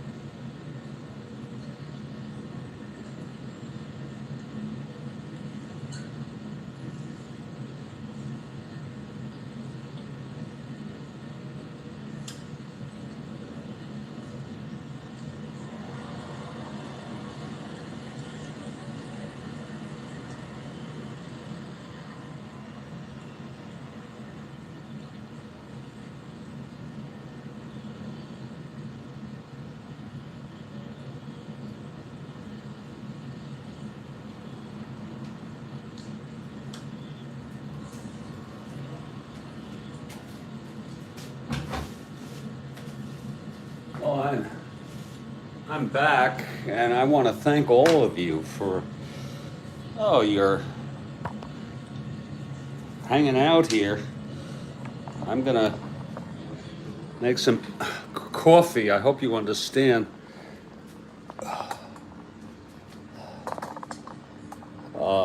This gets to a point where when you have such little amount in the coffee, I mean, it's just, I dump it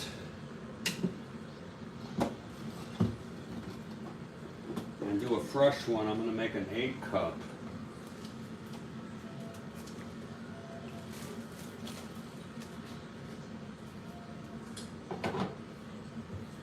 And what I'm gonna do, show you this technique that I have. It's part of activities of daily living. What we have here, you may wonder, why are there two Maxwell House? Well, this one has just a little bit left. So we're gonna open up. You can hardly get any of it out. So we got this new one here. I get what's on sale. Now be careful when you open this because the shit can go flying. Be very, very, very careful. There you go. Oh, does that smell good?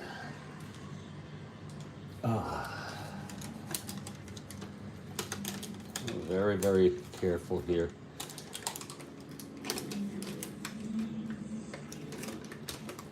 Very, very easy. There we go. And then we're gonna transfer this little bit. It's very little. There you go. You can actually see that this brand is called Intense Bold, the old brand, and this one is Dark Roast, and you can see the difference in the color. You see, that's the little bit that I just threw on there.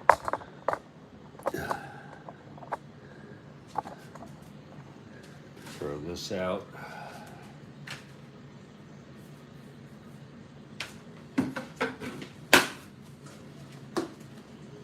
And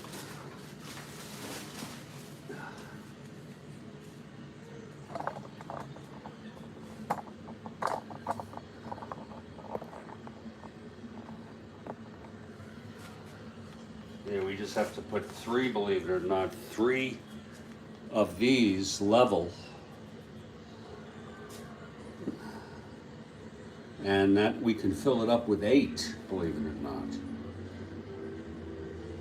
That's how it works for me, because, and I keep the coffee in the refrigerator because I've heard that doing so retains the smell. I don't know about freshness.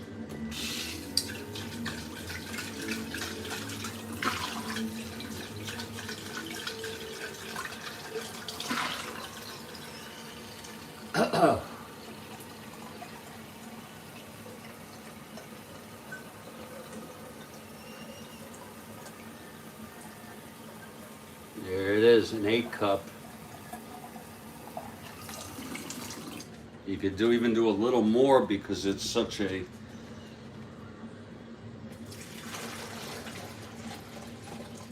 strong blend.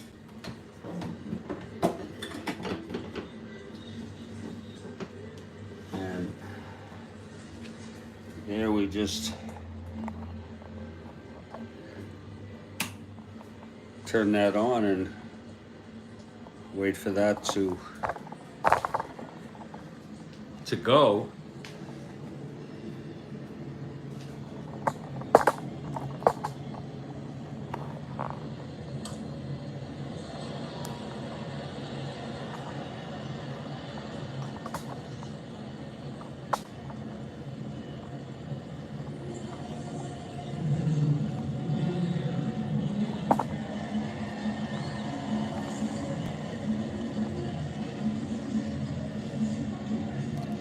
Yeah, you know, he really sold that. You remember that?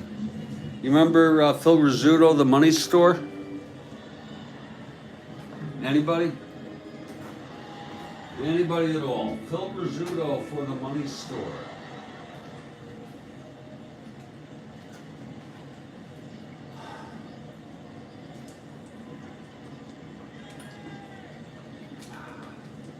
He needed the money. Joe needed the money.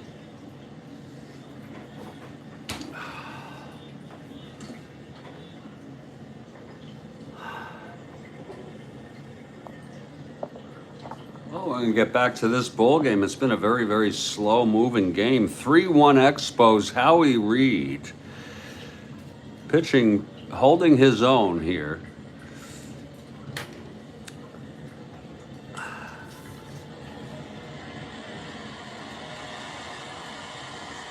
And his first endurance is the 6th.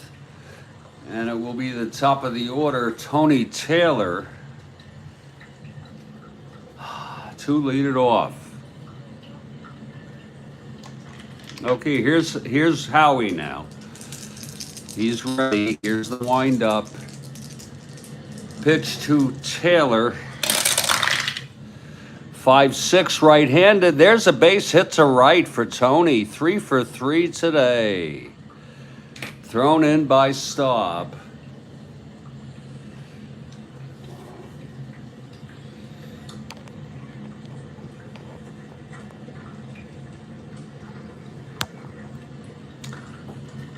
Tony being held.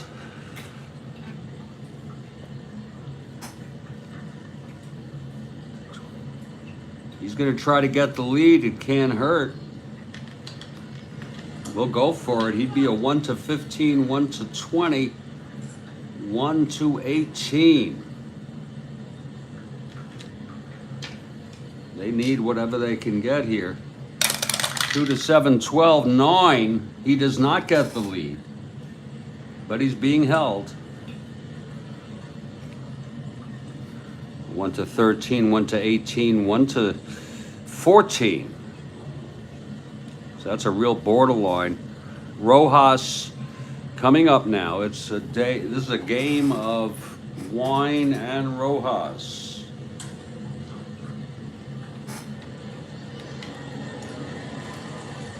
Phillies down 3-1 here. Reed from the stretch. And the pitch to Rojas.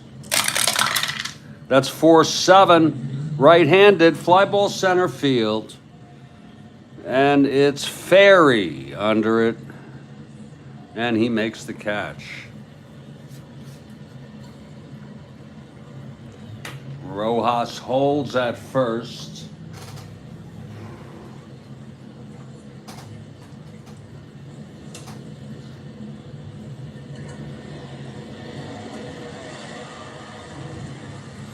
And here's Collison. 0 for 2, reached on the error.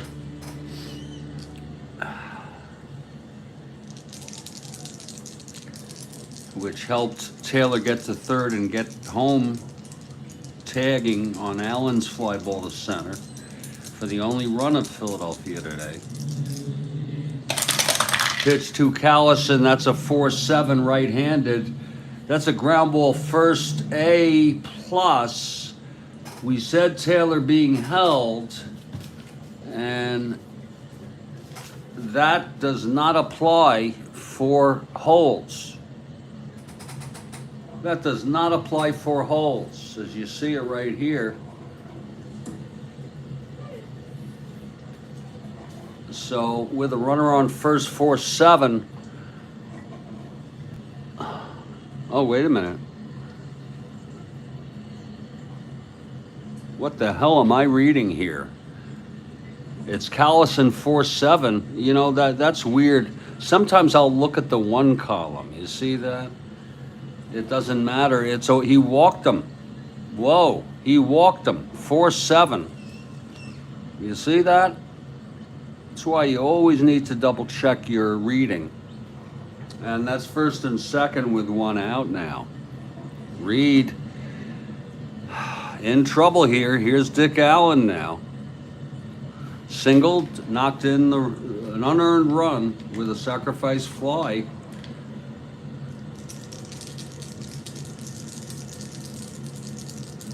Okay, Reed trying to get out of this. And the pitch to Allen. That's 310. Right-handed, walked him. So Reed has loaded him up.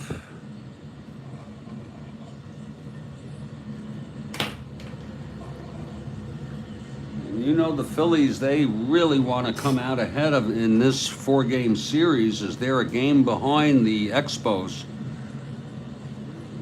An embarrassment. These expansion Expos beating them out. That was a 3-10 right-handed. Bases full, 1 out, and here's DJ Johnson now. Infield back.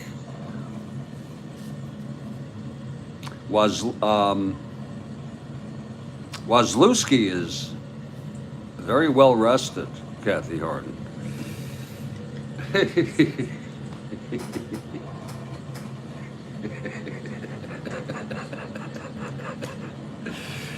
Okay, big at bat here. Reed trying to get the double play or strike Johnson out. Here's the pitch from Reed. Oh, that's a 5-10 right-handed. That's a ballpark slash. Oh my, that could be trouble. 5-10 on the slash. And this is in Montreal, Jarry Park. Johnson, a right-hander. 1-6. Oh, it's caught by Bobby Wine on a day of Wine and Rojas. Oh, nice catch by Wine. Oh, my. Oh, is that a pretty play by Bobby Wine? Lord. Do you think? Oh, look at that. That was a ballpark 5-10 slash. We use the existing red dye on those. And as you see, right-handed in Montreal, it was 1-6, goes through. Must be sort of a rough,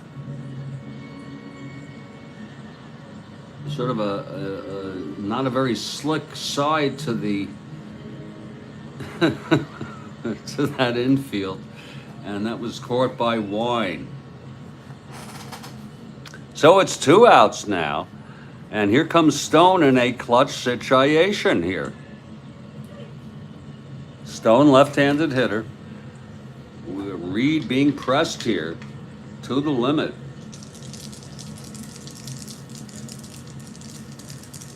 Phillies down 3-1, bases loaded, 2 outs. Here's the pitch from Reed. That's 6-8, left-handed, grounds to second X.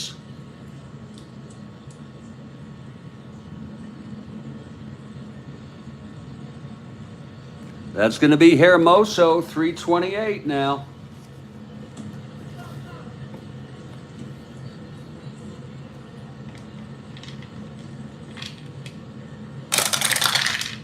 Hermoso. Yeah, Charles, I can't take credit for that. That's from demos. He came up. Charles, he came up with that. Oh, Hermoso 328, 4-3. That's going to go through for a frickin' base hit. S1, let's see if he boots it. 5, 6, 7, 8, 9. On Hermoso, E28. No, it's an S1. Everyone's going to move up. And that will be now a 3-2 ball game. A single by Stone, bringing home Taylor. And now it is a 3-2 ball game.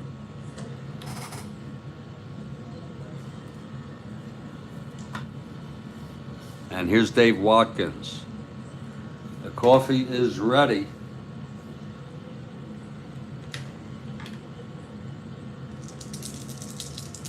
Here's Reed. 5-9 right-handed struck him out. And that's the 5th strikeout for Howie today. A 5-9 right-handed. And the side is retired. There was one run there. They're awful lucky, Howie Reed and the Expos, to only have one run come in. It was bases full with one out. Beautiful catch by Wine. And then the base hit by Stone brought in the run. We're in the middle of the 5th. It's a 3-2 ball game. And here's Rick Wise coming out. His first endurance is the 7th. And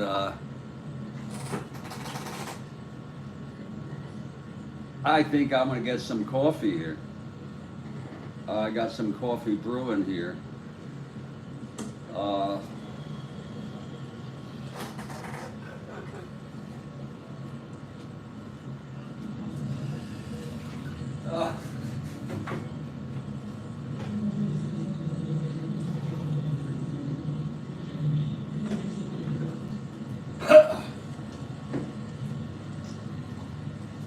I had a weird dream last night, Kathy, and that was that the milk that I have, the current, I guess this is a quart of milk, or a half gallon of milk I have, with an expiration of May 1, was bad, it was spoiled.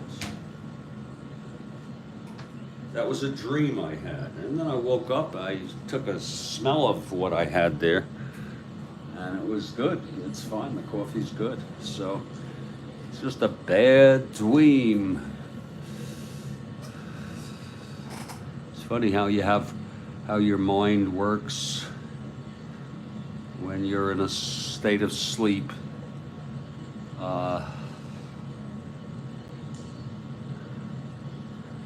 Well, it's going to be Ferry, Staub, and Fairley. Here in the bottom of the 5th, we got a ball game here, no doubt about it. And Ferry, left-handed hitter, steps in.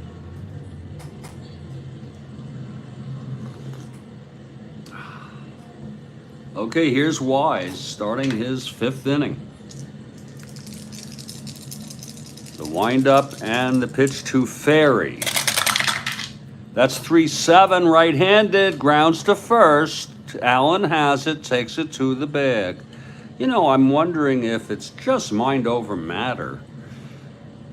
I know there's a physical component to depression and anxiety, but, you know, I just wonder if I can try to change my attitude, which I've had such trouble doing. The way I think, the way I view things, that could help a lot. I just have to find my way. I was in better shape a month ago, or 2 months ago. This past summer, I was in better shape. Granted, I was not in good shape. My baseline has gone down. My baseline has really suffered. Okay, it's 1 out, nobody on. Here's Staub. Staub 1 for 2, doubled and scored in that 3-run 3rd for Montreal. Here's Wise now. Kevin, you know, I sleep a lot of hours. I'm gonna guess about 8. You know, I'm basically, I know it's not great health, but I'm usually lying in bed watching something on YouTube or something on my big screen at 8 p.m. and I stay up for probably a couple hours and then I drift off and then I wake up, you know, I'll wake up at 1 in the morning, doesn't bother me. Then I'll wake up at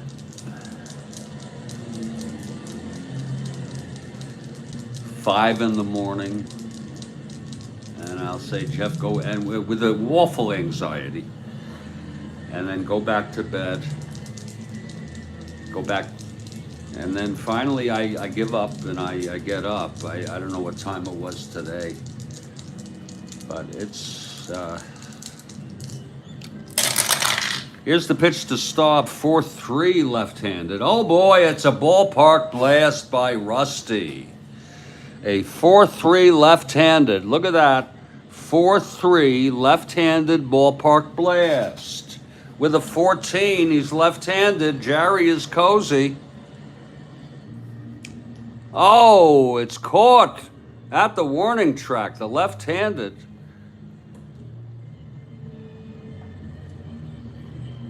Caught in right by Callison, and that's 2 outs. I wonder why that is. I wonder if it's what the dimensions were.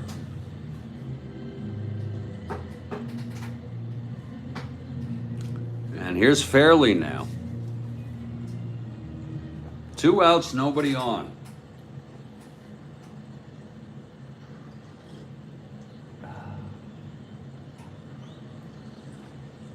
Oh, boy, that was hit well by Staub.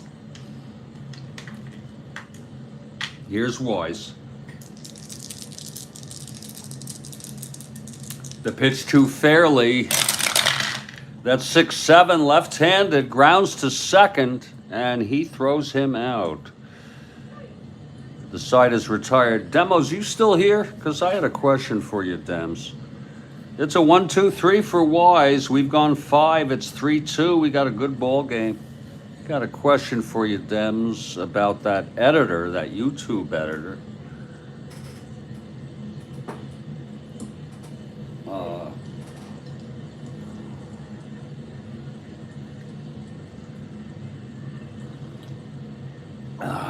How to use it, I can't seem to even figure it out. And iMovie is not easy for me. It just doesn't seem to, it's not intuitive enough for me. It's not, it takes so long to save it, you know. We're heading to the top of the 6th. It's Howie Reed now. Reed is the winner of record. He got in trouble in the 5th, but got out of it with just 1 run. And this is his first endurance inning. Terry Harmon will lead it off. Harmon 0 for 2.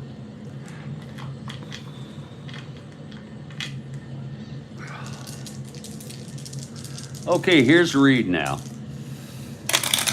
And the pitch to Harmon, 3-7 right-handed.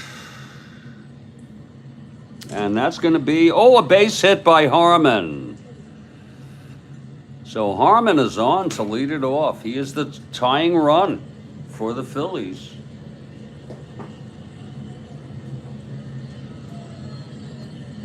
On a 3-7 right-handed, single 1 to 10, it was a 5. Harmon not going to try. You're not going to try with that 8 and 9 on trying to get a lead. Not being held. And here comes Rick Wise. Now Wise and A bunter. With Harmon on first. And they bring the infield in. He's going to be a B now. And he's going to lay it down. Here's the pitch to Wise. He's a B now. It's hit to first. It's an 8B, and it's good. It was hit to Fairley, and he took it to the bag, allowing Harmon to advance to second base. So Harmon in scoring position. And here's Tony Taylor, 3 for 3 today.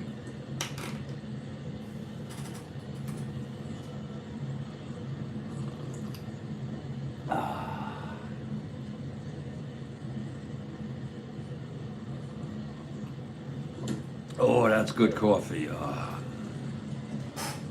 All right, here's Reed now. Facing Taylor. Harmon on second. We could hold him if we want. I learned that from demos. To slow him down a little if he wants to stretch, but we won't. Here's the pitch to Taylor now. That's 5-5, right-handed, struck him out. Howie with his 6th strikeout, and he got Taylor. Boy, that was big. It was a 5-5 right-handed. And it's 2 away now. And on this day of wine and Rojas, it's Rojas 0 for 3 now.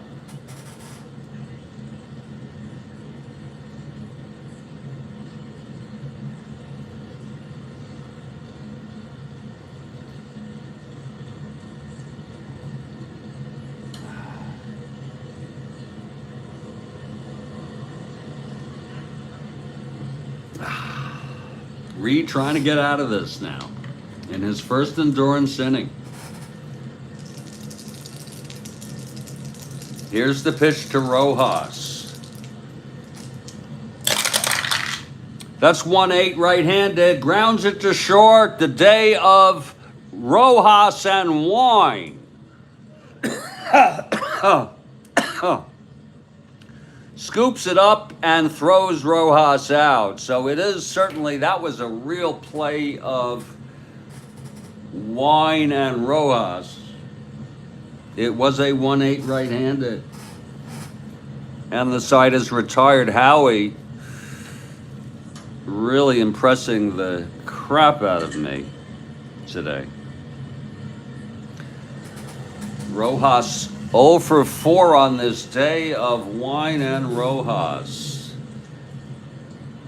And we're heading to the bottom of the 6th. It's Rick Wise. His first endurance is the 7th. It's a tight one here, 3-2. Kevin Collins to lead it off. Expos need to get pesky. They are already being slightly pesky here with a 3-2 lead. And a Howie Reed who is maintaining endurance. Now here's Wise facing Collins. They could use some insurance, some pesky play here to pad that lead. Here's the pitch from Wise to Collins now. That's 2-5 right-handed. He struck him out. And that's the 5th strikeout for Rick Wise. Here's Mac Jones now. Jones 1 for 2.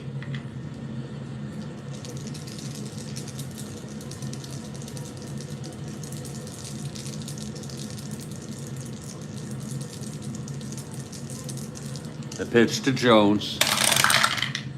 That's 3-2 right-handed. It's a base hit for Big Mac. So Big Mac singles with 1 out. It was a 3-2 right-handed, single 1 to 12, 10 on the 20 die. Big Mac is on 1 to 13, 1 to 17, 1 to 15 with a lead. Not being held. And not going with that 7 there. So he is on first, 1 out, not being held. Here's Wine now on this day of Bobby Wine and Rojas. Wine 1 for 2. Here's Wise from the stretch. That's 5-7 right-handed, struck him out. Number 6 for Wise. And here comes Bateman. Telling you, quite a ball game. And if you think this game isn't important, it sure is to these teams. Within my replay, there is special remuneration given to every team, every player on every team, based on where they fall in the standings. And there's a very complex algorithm. It includes winning percentage and things like that. And so there's extra money, and the Phillies trail the Expos by a game here, not to mention the embarrassment of being beat out by an expansion team. It's 2 outs. It's Big Mac Jones on first, Bateman at the plate. Here's the pitch from Wise. That's going to be 5-6 right-handed. Struck him out. He struck out the side, trying to de-pescify these Expos. The side is retired. He must have had a pretty good ratios, all right. No runs, 1 hit, and 1 left on. We've gone 6, folks. And here's Howie Reed now in his second. Boy, has he pitched good baseball. I would say 2 runs in 6 innings, and has held his own even when he got into trouble a couple times. This will be his second endurance inning. It will be Callison, Allen, and Johnson, the heart of the order. Top of the 7th. Here's Callison to lead it off. Howie Reed with 6 strikeouts, too. The windup and the pitch to Callison. That's going to be 111 right-handed. Oh, it's a ballpark blast. Oh, but it's an 18.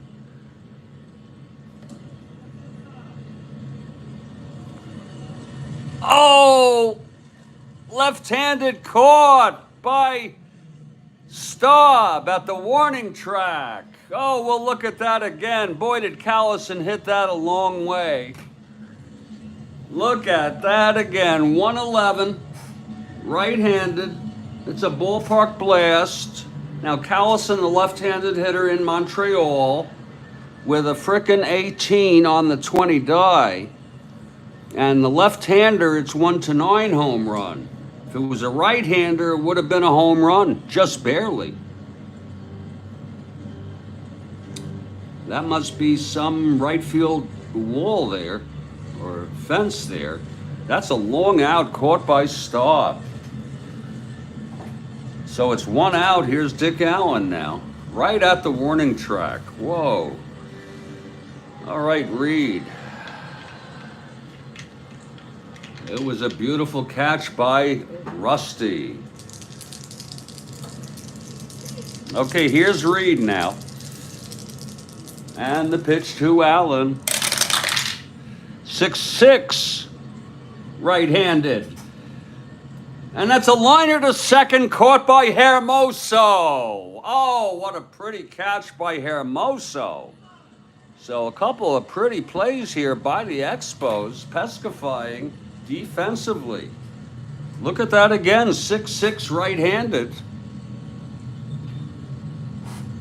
Single 1-13. It was a 20 caught by Hermoso. 2 outs. Whoa. Howie Reed with full endurance here in his second inning of endurance. And here's DJ Johnson. You can pescify both offensively and defensively. Johnson 0 for 3. Here's Reed. You got to pitch this guy carefully. Here's the pitch. That's going to be 2-3, and he chops it to third. Collins has it and throws it to Fairley, and that's a 1-2-3 inning for Howie Reed. Howie Reed, 2-3, right-handed. A beautiful 1-2-3. I might add. We're in the 7th inning stretch. I'm going to take a little break here for the 7th inning stretch. While I do that, I'm going to let you take a gander at this Howie Reed, who is really pescifying. Reed died in '84. Holy shit. He was only 47. Now, how the hell did that happen? Shit. Heart troubles. And he died of heart failure at age 47. I think I read that. Isn't that something? How life is so precious.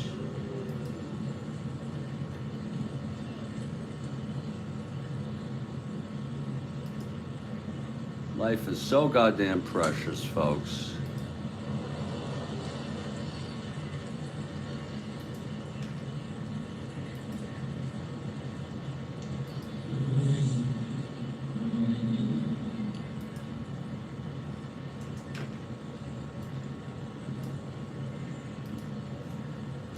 Howie Reed, certainly alive and well today. And how do you make sense of all that, folks? Existentially, philosophically, emotionally. Is it as simple as just accepted that death happens? Life is finite? We just accept that, or can we feel sad about it, but we go on and try to enjoy the time we have left? Well, you know, I think too much. Okay, I read into shit way too much. But in this game, Howie Reed is alive and well.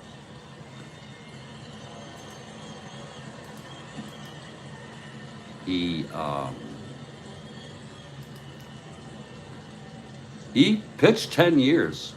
He was born, oh, actually, I'm sorry. His first year was 58. The year I was born, he was on the A's, KC A's.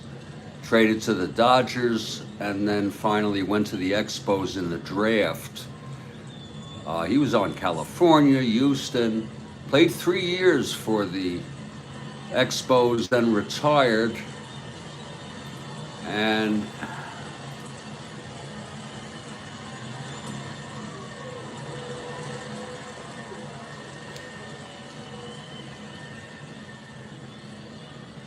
he was actually on the 65 Dodgers roster. Appeared in 38 games. So I think he got a ring. Yeah, he earned a ring. Well, how do you like that?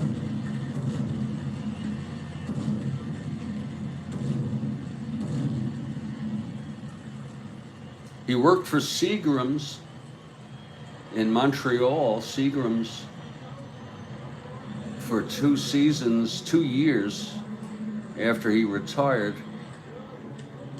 And then he started having heart troubles. He returned to Mathis, Texas, where he raised cotton and grain, and then he died of heart failure in 1984.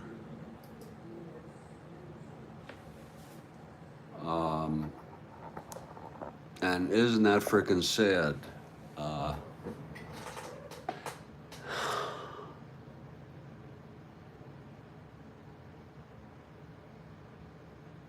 2 weeks shy of his 48th birthday, and when it happens, you don't realize that it will touch people in Portland and Newport News and Spokane too. Janet Reed, his wife, was glad to find out it did. And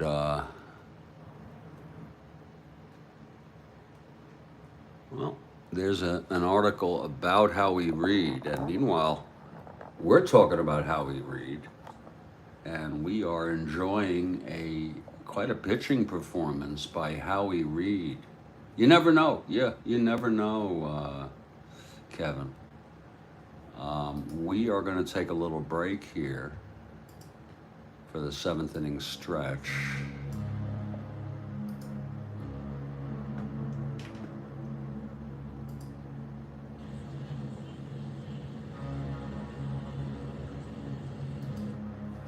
And I will be back in due course. Not very long. It's quite a ball game. I'm still up for some more coffee here. And it's going to be Howie Reed. And they're going to have him frickin' lead off. Oh, yeah. They're going to have Reed hit. Absolutely. Keep him in this frickin' ball game. I'll be back, folks, just a few minutes. My name, Jeffrey Guterman. This is the Strat-O-Matic Network.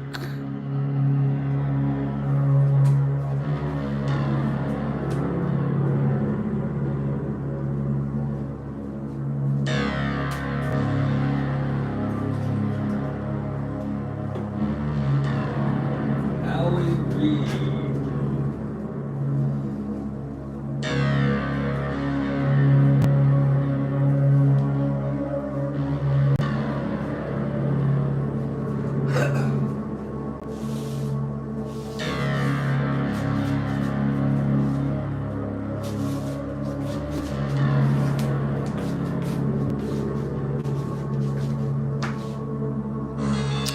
And by the way, he died back in the 80s, like 1985 or something. You know, today medicine has advanced so much in like almost 40 years since then. You know, you don't know, but with cardiology today, you know, you can get on the right medicine and you can live, you know, you can live. So it's very sad.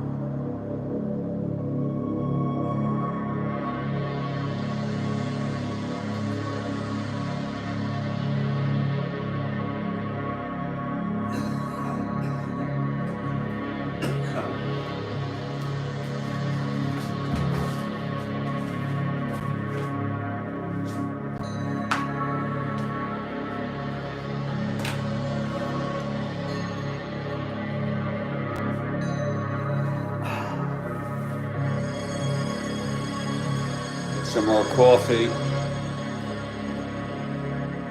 if we can wrap up this ball game.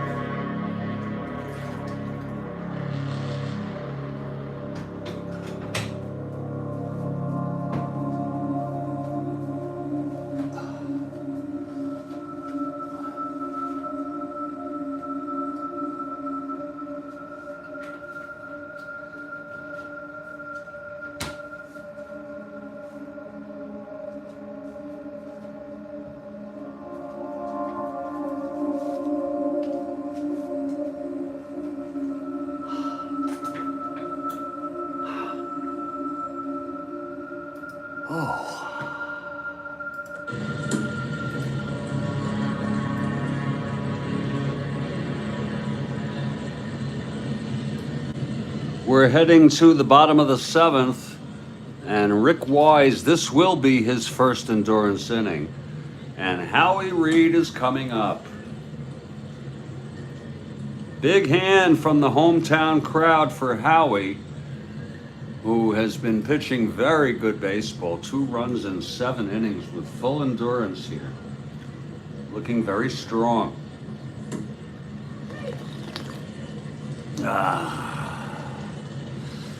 Reed, a good hitter, 6 NR. Here's Wise. He's 0 for 2, struck out twice by Wise. Here's the pitch.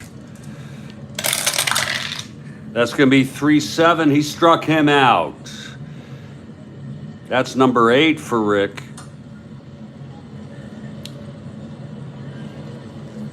And here comes Remy Hermoso. Scored the first run for the Expos in that 3-run inning, which has been all the scoring needed to hold this lead. He singled, stole second, went to third on a grounder, and then Staub knocked him home. Remy Hermoso. Here's Wise. That's a 1-3. He walked him. Hermoso pescally walks.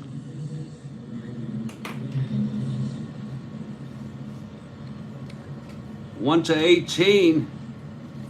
Wise doesn't have a great move. He will be 1 to 22, 1 to 20, 1 to 19 with a lead. And he's going to go for the lead. He's being held. 2 to 5, 11 and 12. He gets the lead. He's already had 1 stolen. And he gets the lead.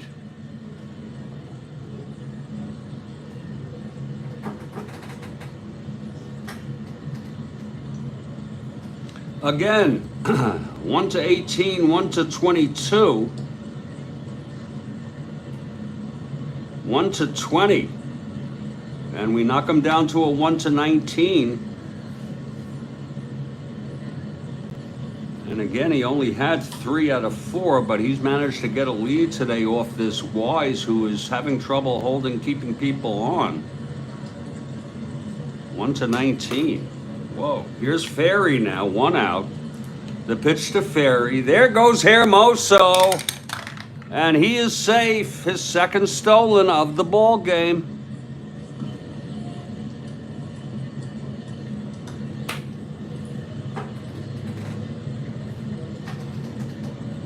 Scoring position for Ferry now.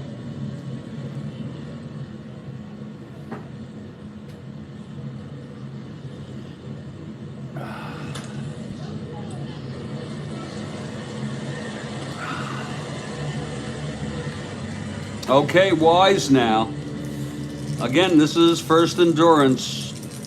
Ferry 0 for 3. Here's from the stretch, Wise. That's 5-9 left-handed, struck him out. Oh, that is his 9th for the ball game. 2 down. And in a clutch situation, it's going to be Staub. He has a 2 reverse clutch singles, suggesting he is not a clutch hitter, if you will. Again, Hermoso on second, 2 down. Wise trying to get out of this.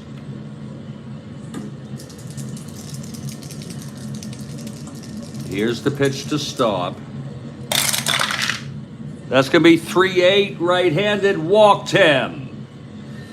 And Wise is one hit or walk away from fatigue. It was a 3-8 right-handed, and Lord, they don't have many people available in the event. They really don't. Jeff James is starting next game. They used basically everybody in a bomb out. Bill Wilson is available. Bill Wilson is available, but then they need a pinch hitter.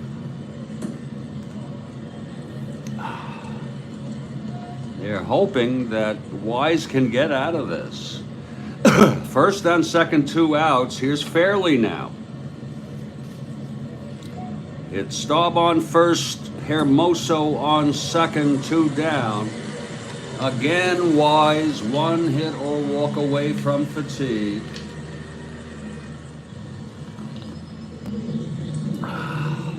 Here's Wise now.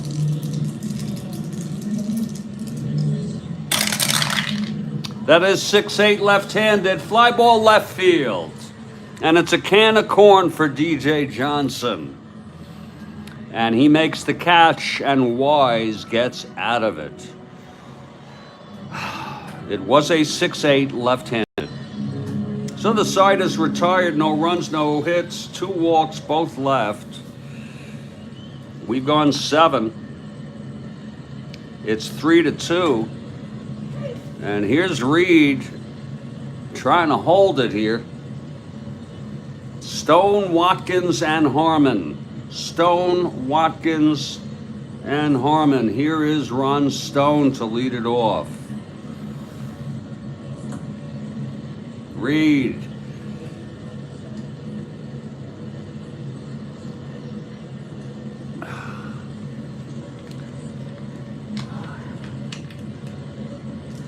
Here's Reed now. The pitch to Stone.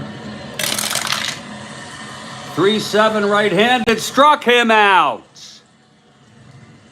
And that's the 7th for Howie. Boy, is Howie pitching good baseball. 3-7 right-handed, struck him out. Here's Watkins now.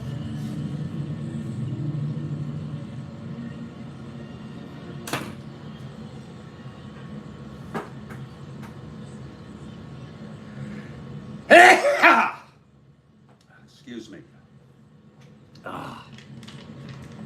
Here's Reed now. The wind-up and the pitch to Watkins. 6-9 right-handed, fly ball right for stop, and he pesquies that ball. 2 down. Lord, he's making it look easy now, Howie. And here comes Terry Harmon.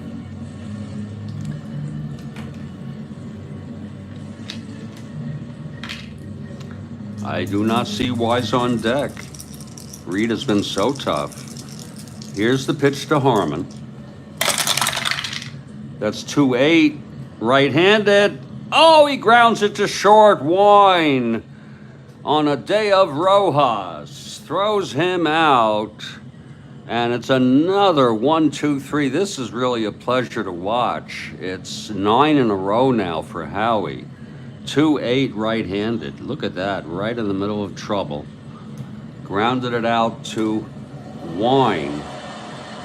And that means Rick Wise will pitch another inning here.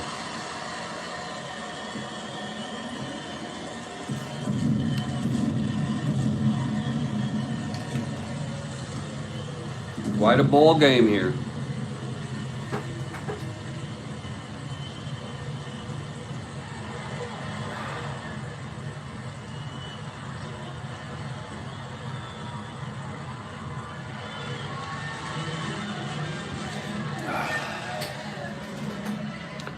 Wise has 2 walks against him in his first endurance. Any combination of 2 hits or walks, And he is fatigued. Here's Kevin Collins to lead it off. 3-2 Expos. Here's the pitch from Wise. And you know the Expos, 3-9 right-handed. Oh, Lord, it's hit deep by Collins. Oh, my, and it's frickin' out of here. Oh, my. Kevin Collins has just hit a leadoff home run here in the 8th off Rick Wise. Right off his own card. Oh, my, and the fans are going crazy here. His second run batted in. Let's look at that again. Oh, my, 3-9, right-handed, home run 1-8. No qualifications. It was an 8. It was a frickin' 8. He had 3 in 136 innings. And the fans, you can't hear it very well, but the fans are just cheering. And boy, is he getting some, I don't know if they did high fives back then, but he's getting a lot of gimme fives. Kevin Collins with the home run. And for Kevin, that is home run number 1 on the season. Kevin Collins. Like I said, he had 3 in real world. I imagine he's a W.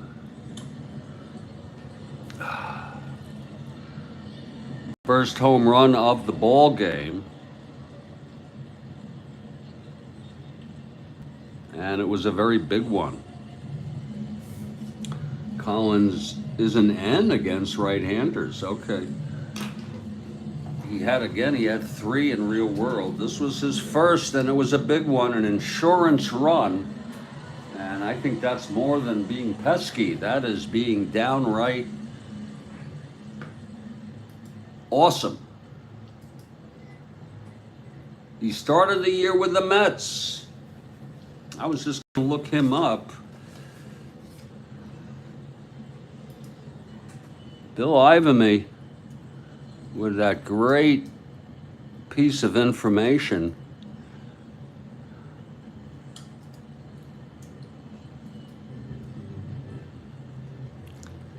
Kevin Collins is in baseball heaven. He played 6 years. His first year was 65, like Bill Ivamy says. Oh, it's the Clendenin trade. Whoa. That was quite a trade. Shit. And they hardly used him, and then finally they traded him to the Tigers. He died at age 69.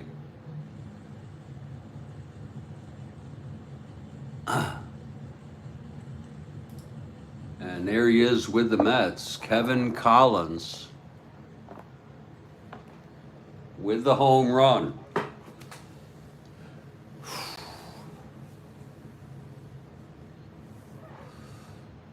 And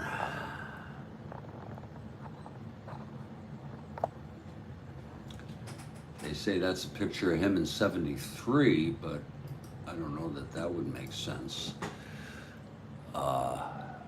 Nah, he was retired already. But anyway, the Clendenin trade. It's now a 4-2 ball game. What a difference that makes. Here's Big Mac Jones now. Wise still on the mound. 1 hit or walk away from fatigue. Here's the pitch to Jones. That's 5-8, left-handed, grounds to second X. That's going to be for Rojas on this day of wine and Rojas. A 5-8 left-handed ground ball second. Rojas 218. Well, I think the Mets got the better of that trade, Bill.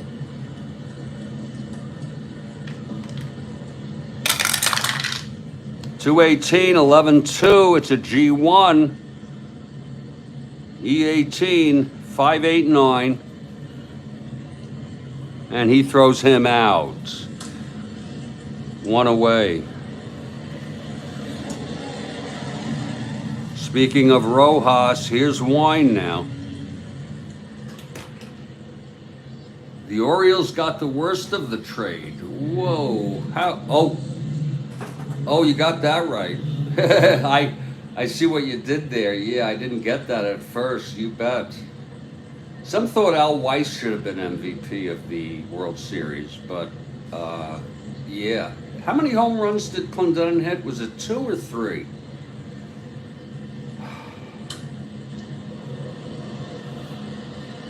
Oh, okay, here's Wine now. It's 4-2 Expos. If you're looking ahead, if Wise gets through this, there'll be a hitter for him to start off the 9th, and whoever is in. He hit 3, whoa. Didn't Weiss hit 2? Here's the pitch to Wine.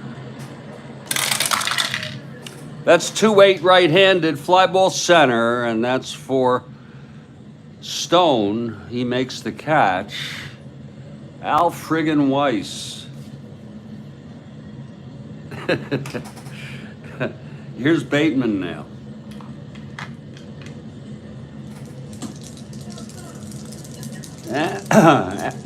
Excuse me. The pitch from Weiss.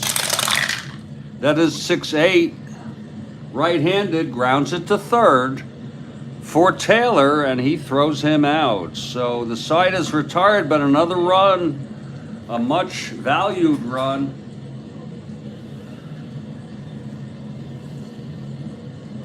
We've gone 8. It's 4-2 Expos, and the Expos on the verge of taking a 2-game lead over these Phillies. And one. Okay, so it was, he only hit 1. Okay.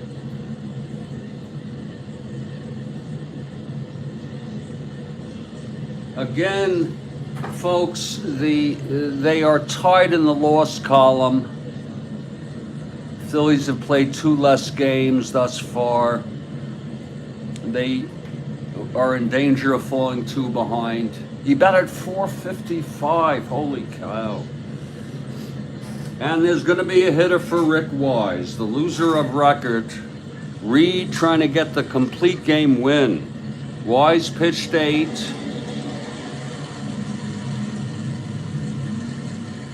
Seven hits. He walked 3, struck out 8, and allowed 4 runs. One of them was unearned. We don't know if there's even going to need to be anybody. Let's see who's hitting now. Against Howie Reed, who has full endurance.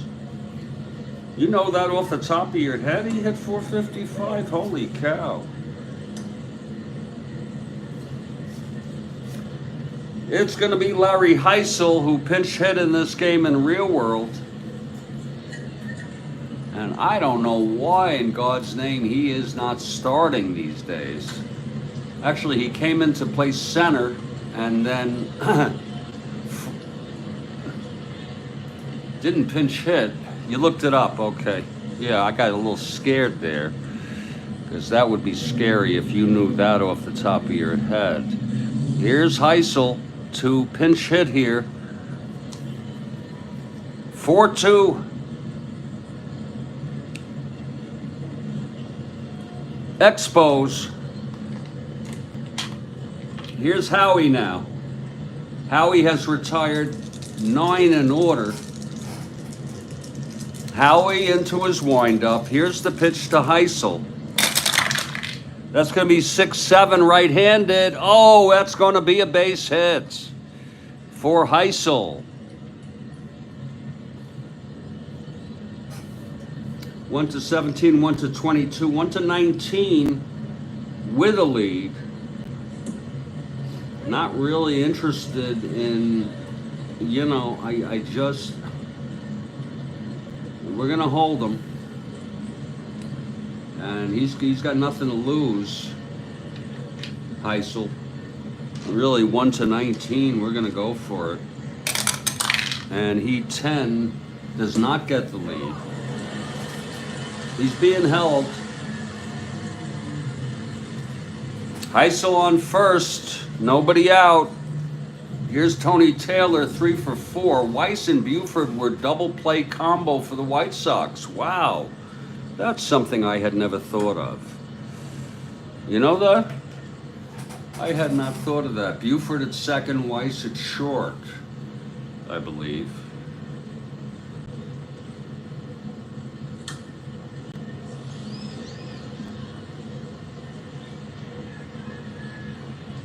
Okay, here's Taylor now. I think I'm done with the coffee here. Reed trying to close it up. There's action in the Wazlewski. In the Expos bullpen in case needed. Here's the pitch to Taylor now. That's 2-9. Right-handed. And that's a drive hit out into the gap. It's dropping, rolling to the wall. Heisel scores, and Taylor in with a triple. Oh, my. Oh, my. So a triple by Taylor. Gene Moore coming out to talk to Howie. It is now, you see how important that run was, that home run by Collins. It's a 4-3 ball game. Holy cow. Look at it again, 2-9. Right-handed, look at that on Taylor, triple 1-8, and it was a 1.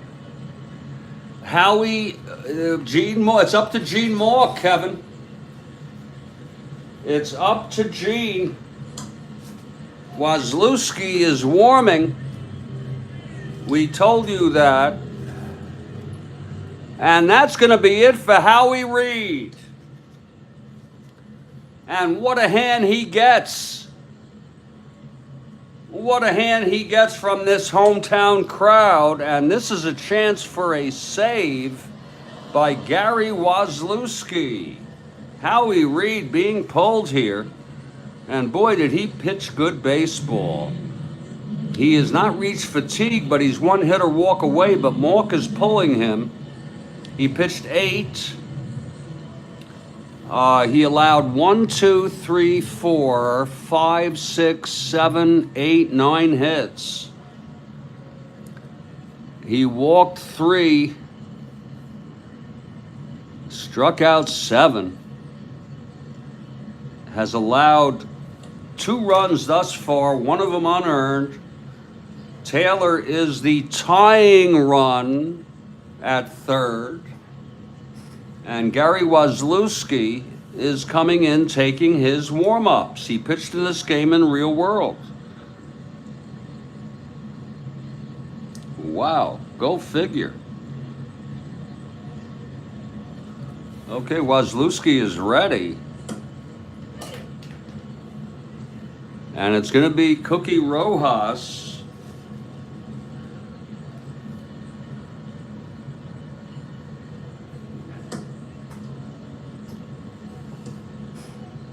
Whoa, and the Expos are bringing the infield in here. This could backfire.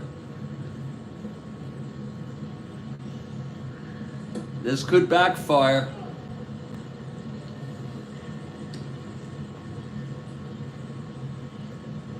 Any feedback would be appreciated. Do we bring the infield in here? Any feedback would be appreciated. If not, we're going to bring the infield in just on a sort of on a hunch. Anyone want to share responsibility here?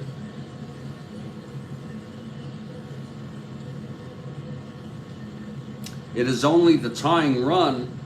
The infield will be back. Whoa, it's only the tying run. It's not like it's the winning run. The infield will be back. And here's Wazlewski. Infield back, no outs. Taylor on first. Kevin says infield in. Well, you may be right, but the infield is staying back. So So we'll see if you made the right call. Here's the pitch to Rojas. That's going to be a 2-9. A drive hit deep by Rojas, and it's frickin' gone. And the Phillies take the lead here, 5-4. Oh my, it didn't matter. It didn't matter, Kevin. A 2-run home run on a day of wine and Rojas, and Kathy Harden is fuming. Oh, she is fuming like a fire in a barn house. This was the day of wine and Rojas. Rojas, I didn't know he had such power. He only hit 4. Oh my Christ. Oh Lord, what a shame.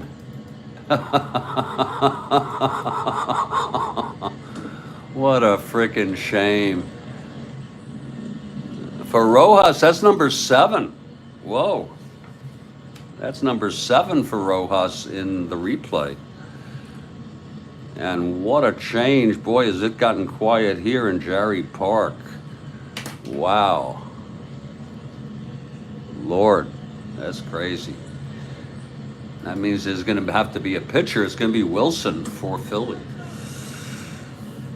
And we'll look at that again, please. It was 2-9, right-handed. Look at that sticking out there. 1-6, 5 on the 20 die. That's as gone as can be. 3 runs this inning, making it 5-4. And here's Callison to face Wazlewski. Wazlewski, the loser of record now. We can close Reed out. Whew, Lord. 1, 2, 3, 4, 3 earned and 1 unearned. Wise, the winner of record. Wow. With Wilson for the save. Lord almighty, help me God. But you never know. Here's Callison. Nobody on, nobody out. That's the good news. Here's the pitch from Wazlewski. That's 5-4 left-handed. Grounds to third X. I'm on fumes here. Collins 341. Really tired on this. Not tired, it was a great game, but I'm freaking tired. 1-3, that goes through for a base hit.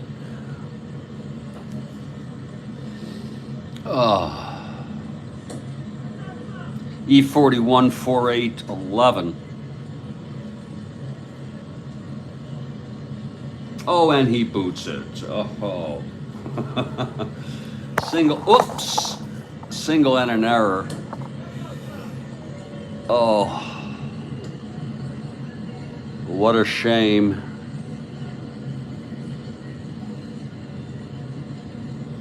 Second error for the Expos.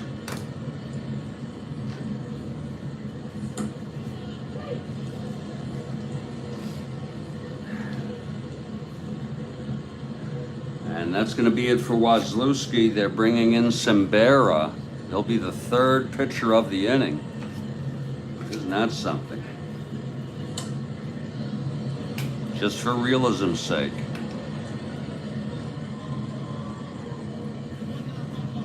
Wazlewski, the loser. He pitched 0 innings. 2 hits.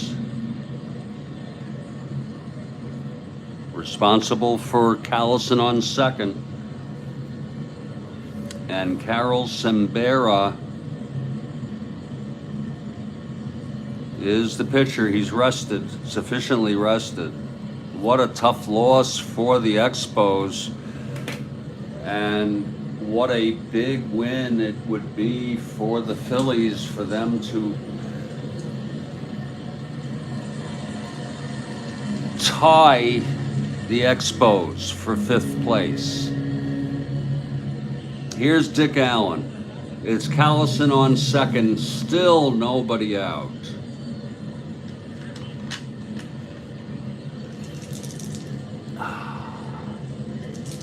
Here's Simbera now. That's 3-7 right-handed, struck him out. 1 down. It's the first out of the inning. Here's DJ Johnson now. 5-4 Phillies in a stunning comeback here in the top of the 9th. Here's the pitch to DJ. 6-6 right-handed, and that is a base hit. 1 asteroid, that'll send Callison to 3rd. And here's Stone. Maybe I will have one more little cup of coffee here. Got to get out of this. 1 out, 1st and 3rd, otherwise blow the whole frickin' game open and make it horrible. Infield back, 1 out. Simbera. The pitch to Stone. That's 1-7 right-handed. There's a base hit to right.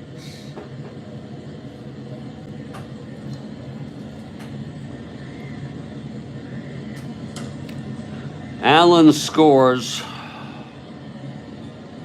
Those 2 runs will be charged to Wazlewski, who is the loser of record.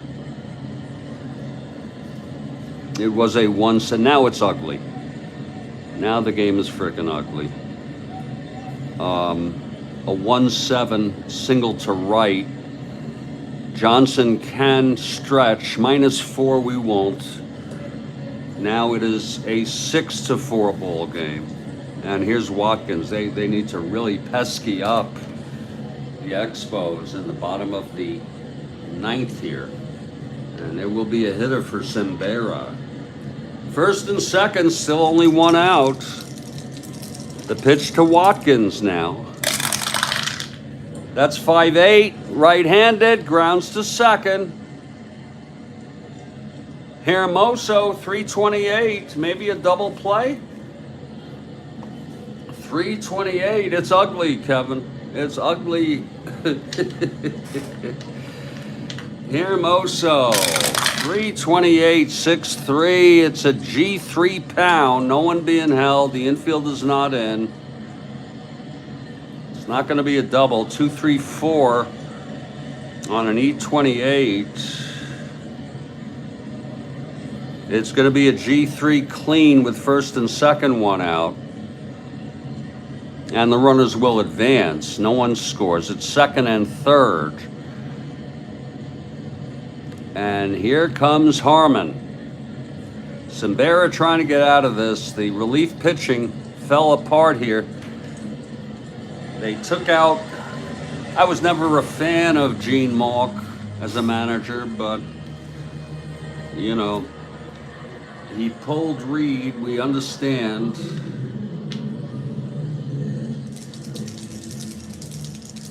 Here's Harmon. And the pitch, 5-9, right-handed, walked him. That'll load him up. Oh, it's ugly here. But let's not, they've batted around here. It's going to be Heisel. Look at that, Heisel, who pinch hit, is in the lineup. I love when that happens. I freaking love when that happens. Okay. Here's Heisel now.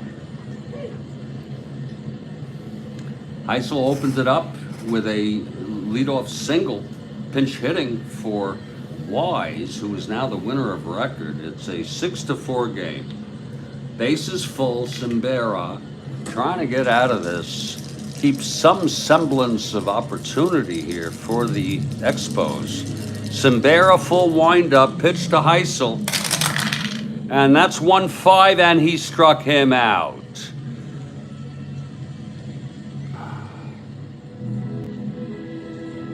And the side is retired finally. But there were 4. I have an app that tells me 4 runs for the Phillies, and I cannot underestimate how important this win is for the Phillies to be able to get out of the cellar, if you will, insofar as they would tie the Expos, I guess you would call it, for 5th place. And it's going to be Bill Wilson coming in for the save. We're going to see, Kevin, what can happen here. Bill Wilson comes in for the save. He is not eligible for the save. Wait a minute, 4, 5, 6 to 4. He is eligible for the save.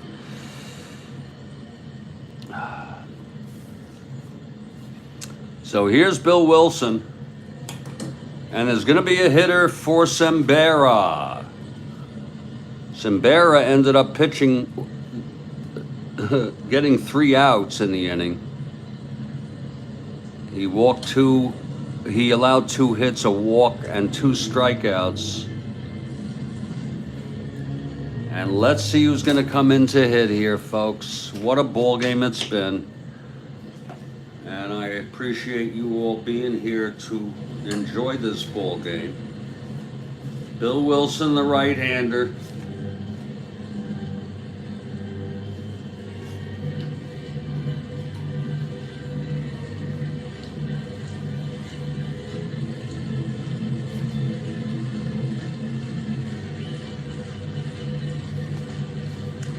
It will be Jose Herrera. Jose Herrera coming in.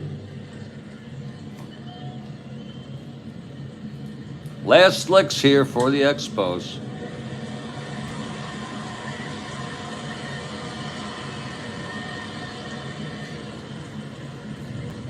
Herrera, 286 hitter in real world. He is a right-handed hitter. It's Wilson to save it. It was 3-2 all along. Then Montreal got the insurance run to make it 4-2, and then 4 runs. The triple by Taylor, bringing home Heisel, and then the 2-run home run by Rojas on this day of wine and Rojas, and then it just went on from there. Get a little more coffee here.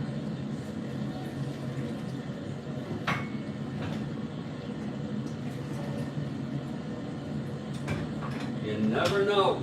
You never know. They can come back here.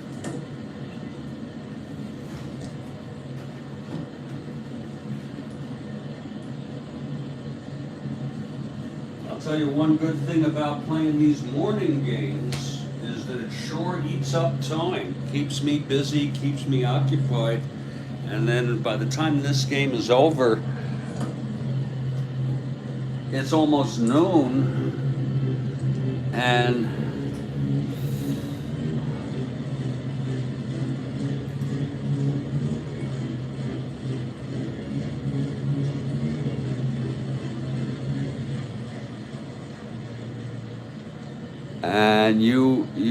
then you have your afternoon. And once I can get through the afternoon into the late afternoon, by the time it's about 6 p.m., I used to nap a lot. I don't nap anymore. Here's Wilson now to save it. The pitch to Herrera, pinch hitting for Sembera. It's Herrera for Sembera. And the pitch from Wilson. That's 3-6. And it's a base hit by Herrera.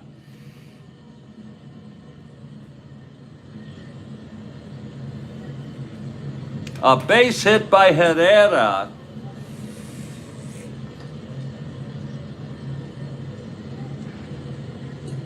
It turns out it was Rojas who hit the hit the home run that has put them ahead, and he scored the go-ahead with that home run. He scored the winning run, if I'm not mistaken. Kathy Harden for the Expos. Herrera not being held. Look at him. He is a 7, 8, 10, 11 being thrown out on trying to get that lead, but he is not being held. They need 2 runs. Here's Hermoso now.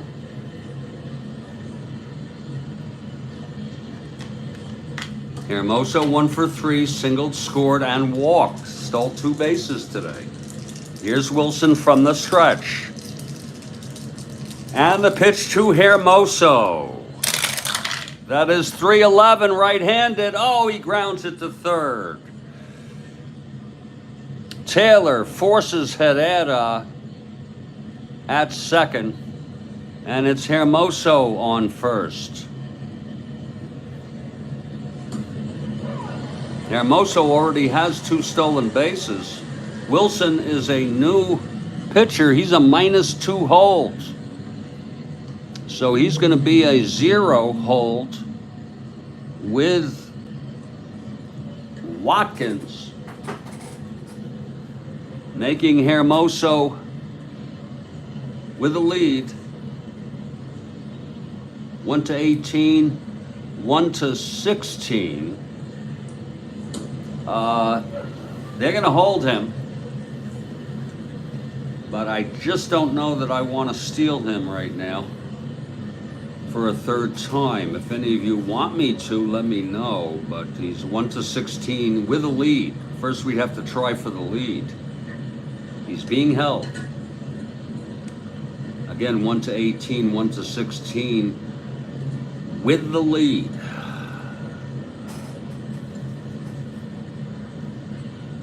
Here's Ferry now. Ferry has some power. He could tie it up 1 swing. 0 for 4 today, struck out twice. 1 out. Hermoso on first. Ferry the tying run at the plate. Here's the pitch from Wilson. 5-10, left-handed, grounds to third. This could be the ball game. Could be a double play. Lord, what a shame. It's going to be Taylor, 3-18.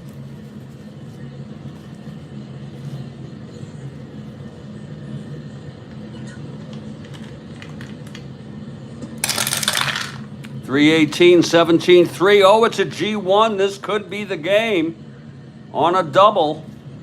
4-7, 8-9, E18.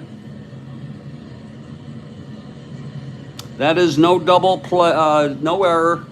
It looks like that is a double play, a game-ending double play. It's a clean G1, runner on first, and the game is over. It's 5-4-3, and what a heartbreaking loss for the Expos.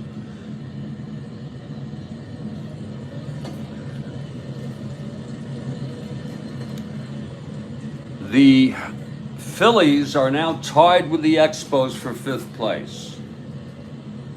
Let's not underestimate what that win means. There's still 3 games left in this series, including the second game of this doubleheader. The final score. Quick wrap up here. Phillies 6, Expos 4. They did blow it, Kevin. You're right about that. The Expos out-pesquied by the Phillies. Absolutely. The win goes to Wise. The save goes to Wilson. Mr. Wilson.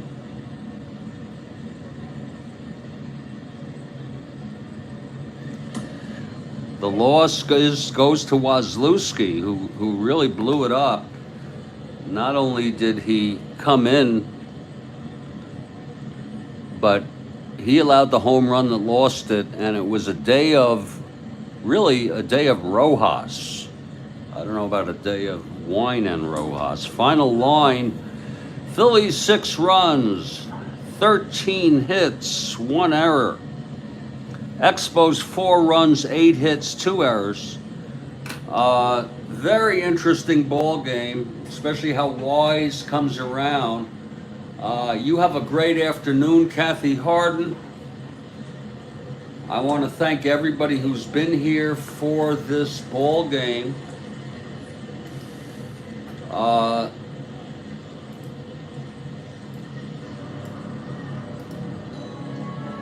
Thank you to Kevin. Great input, Kevin. Enjoyed your comments.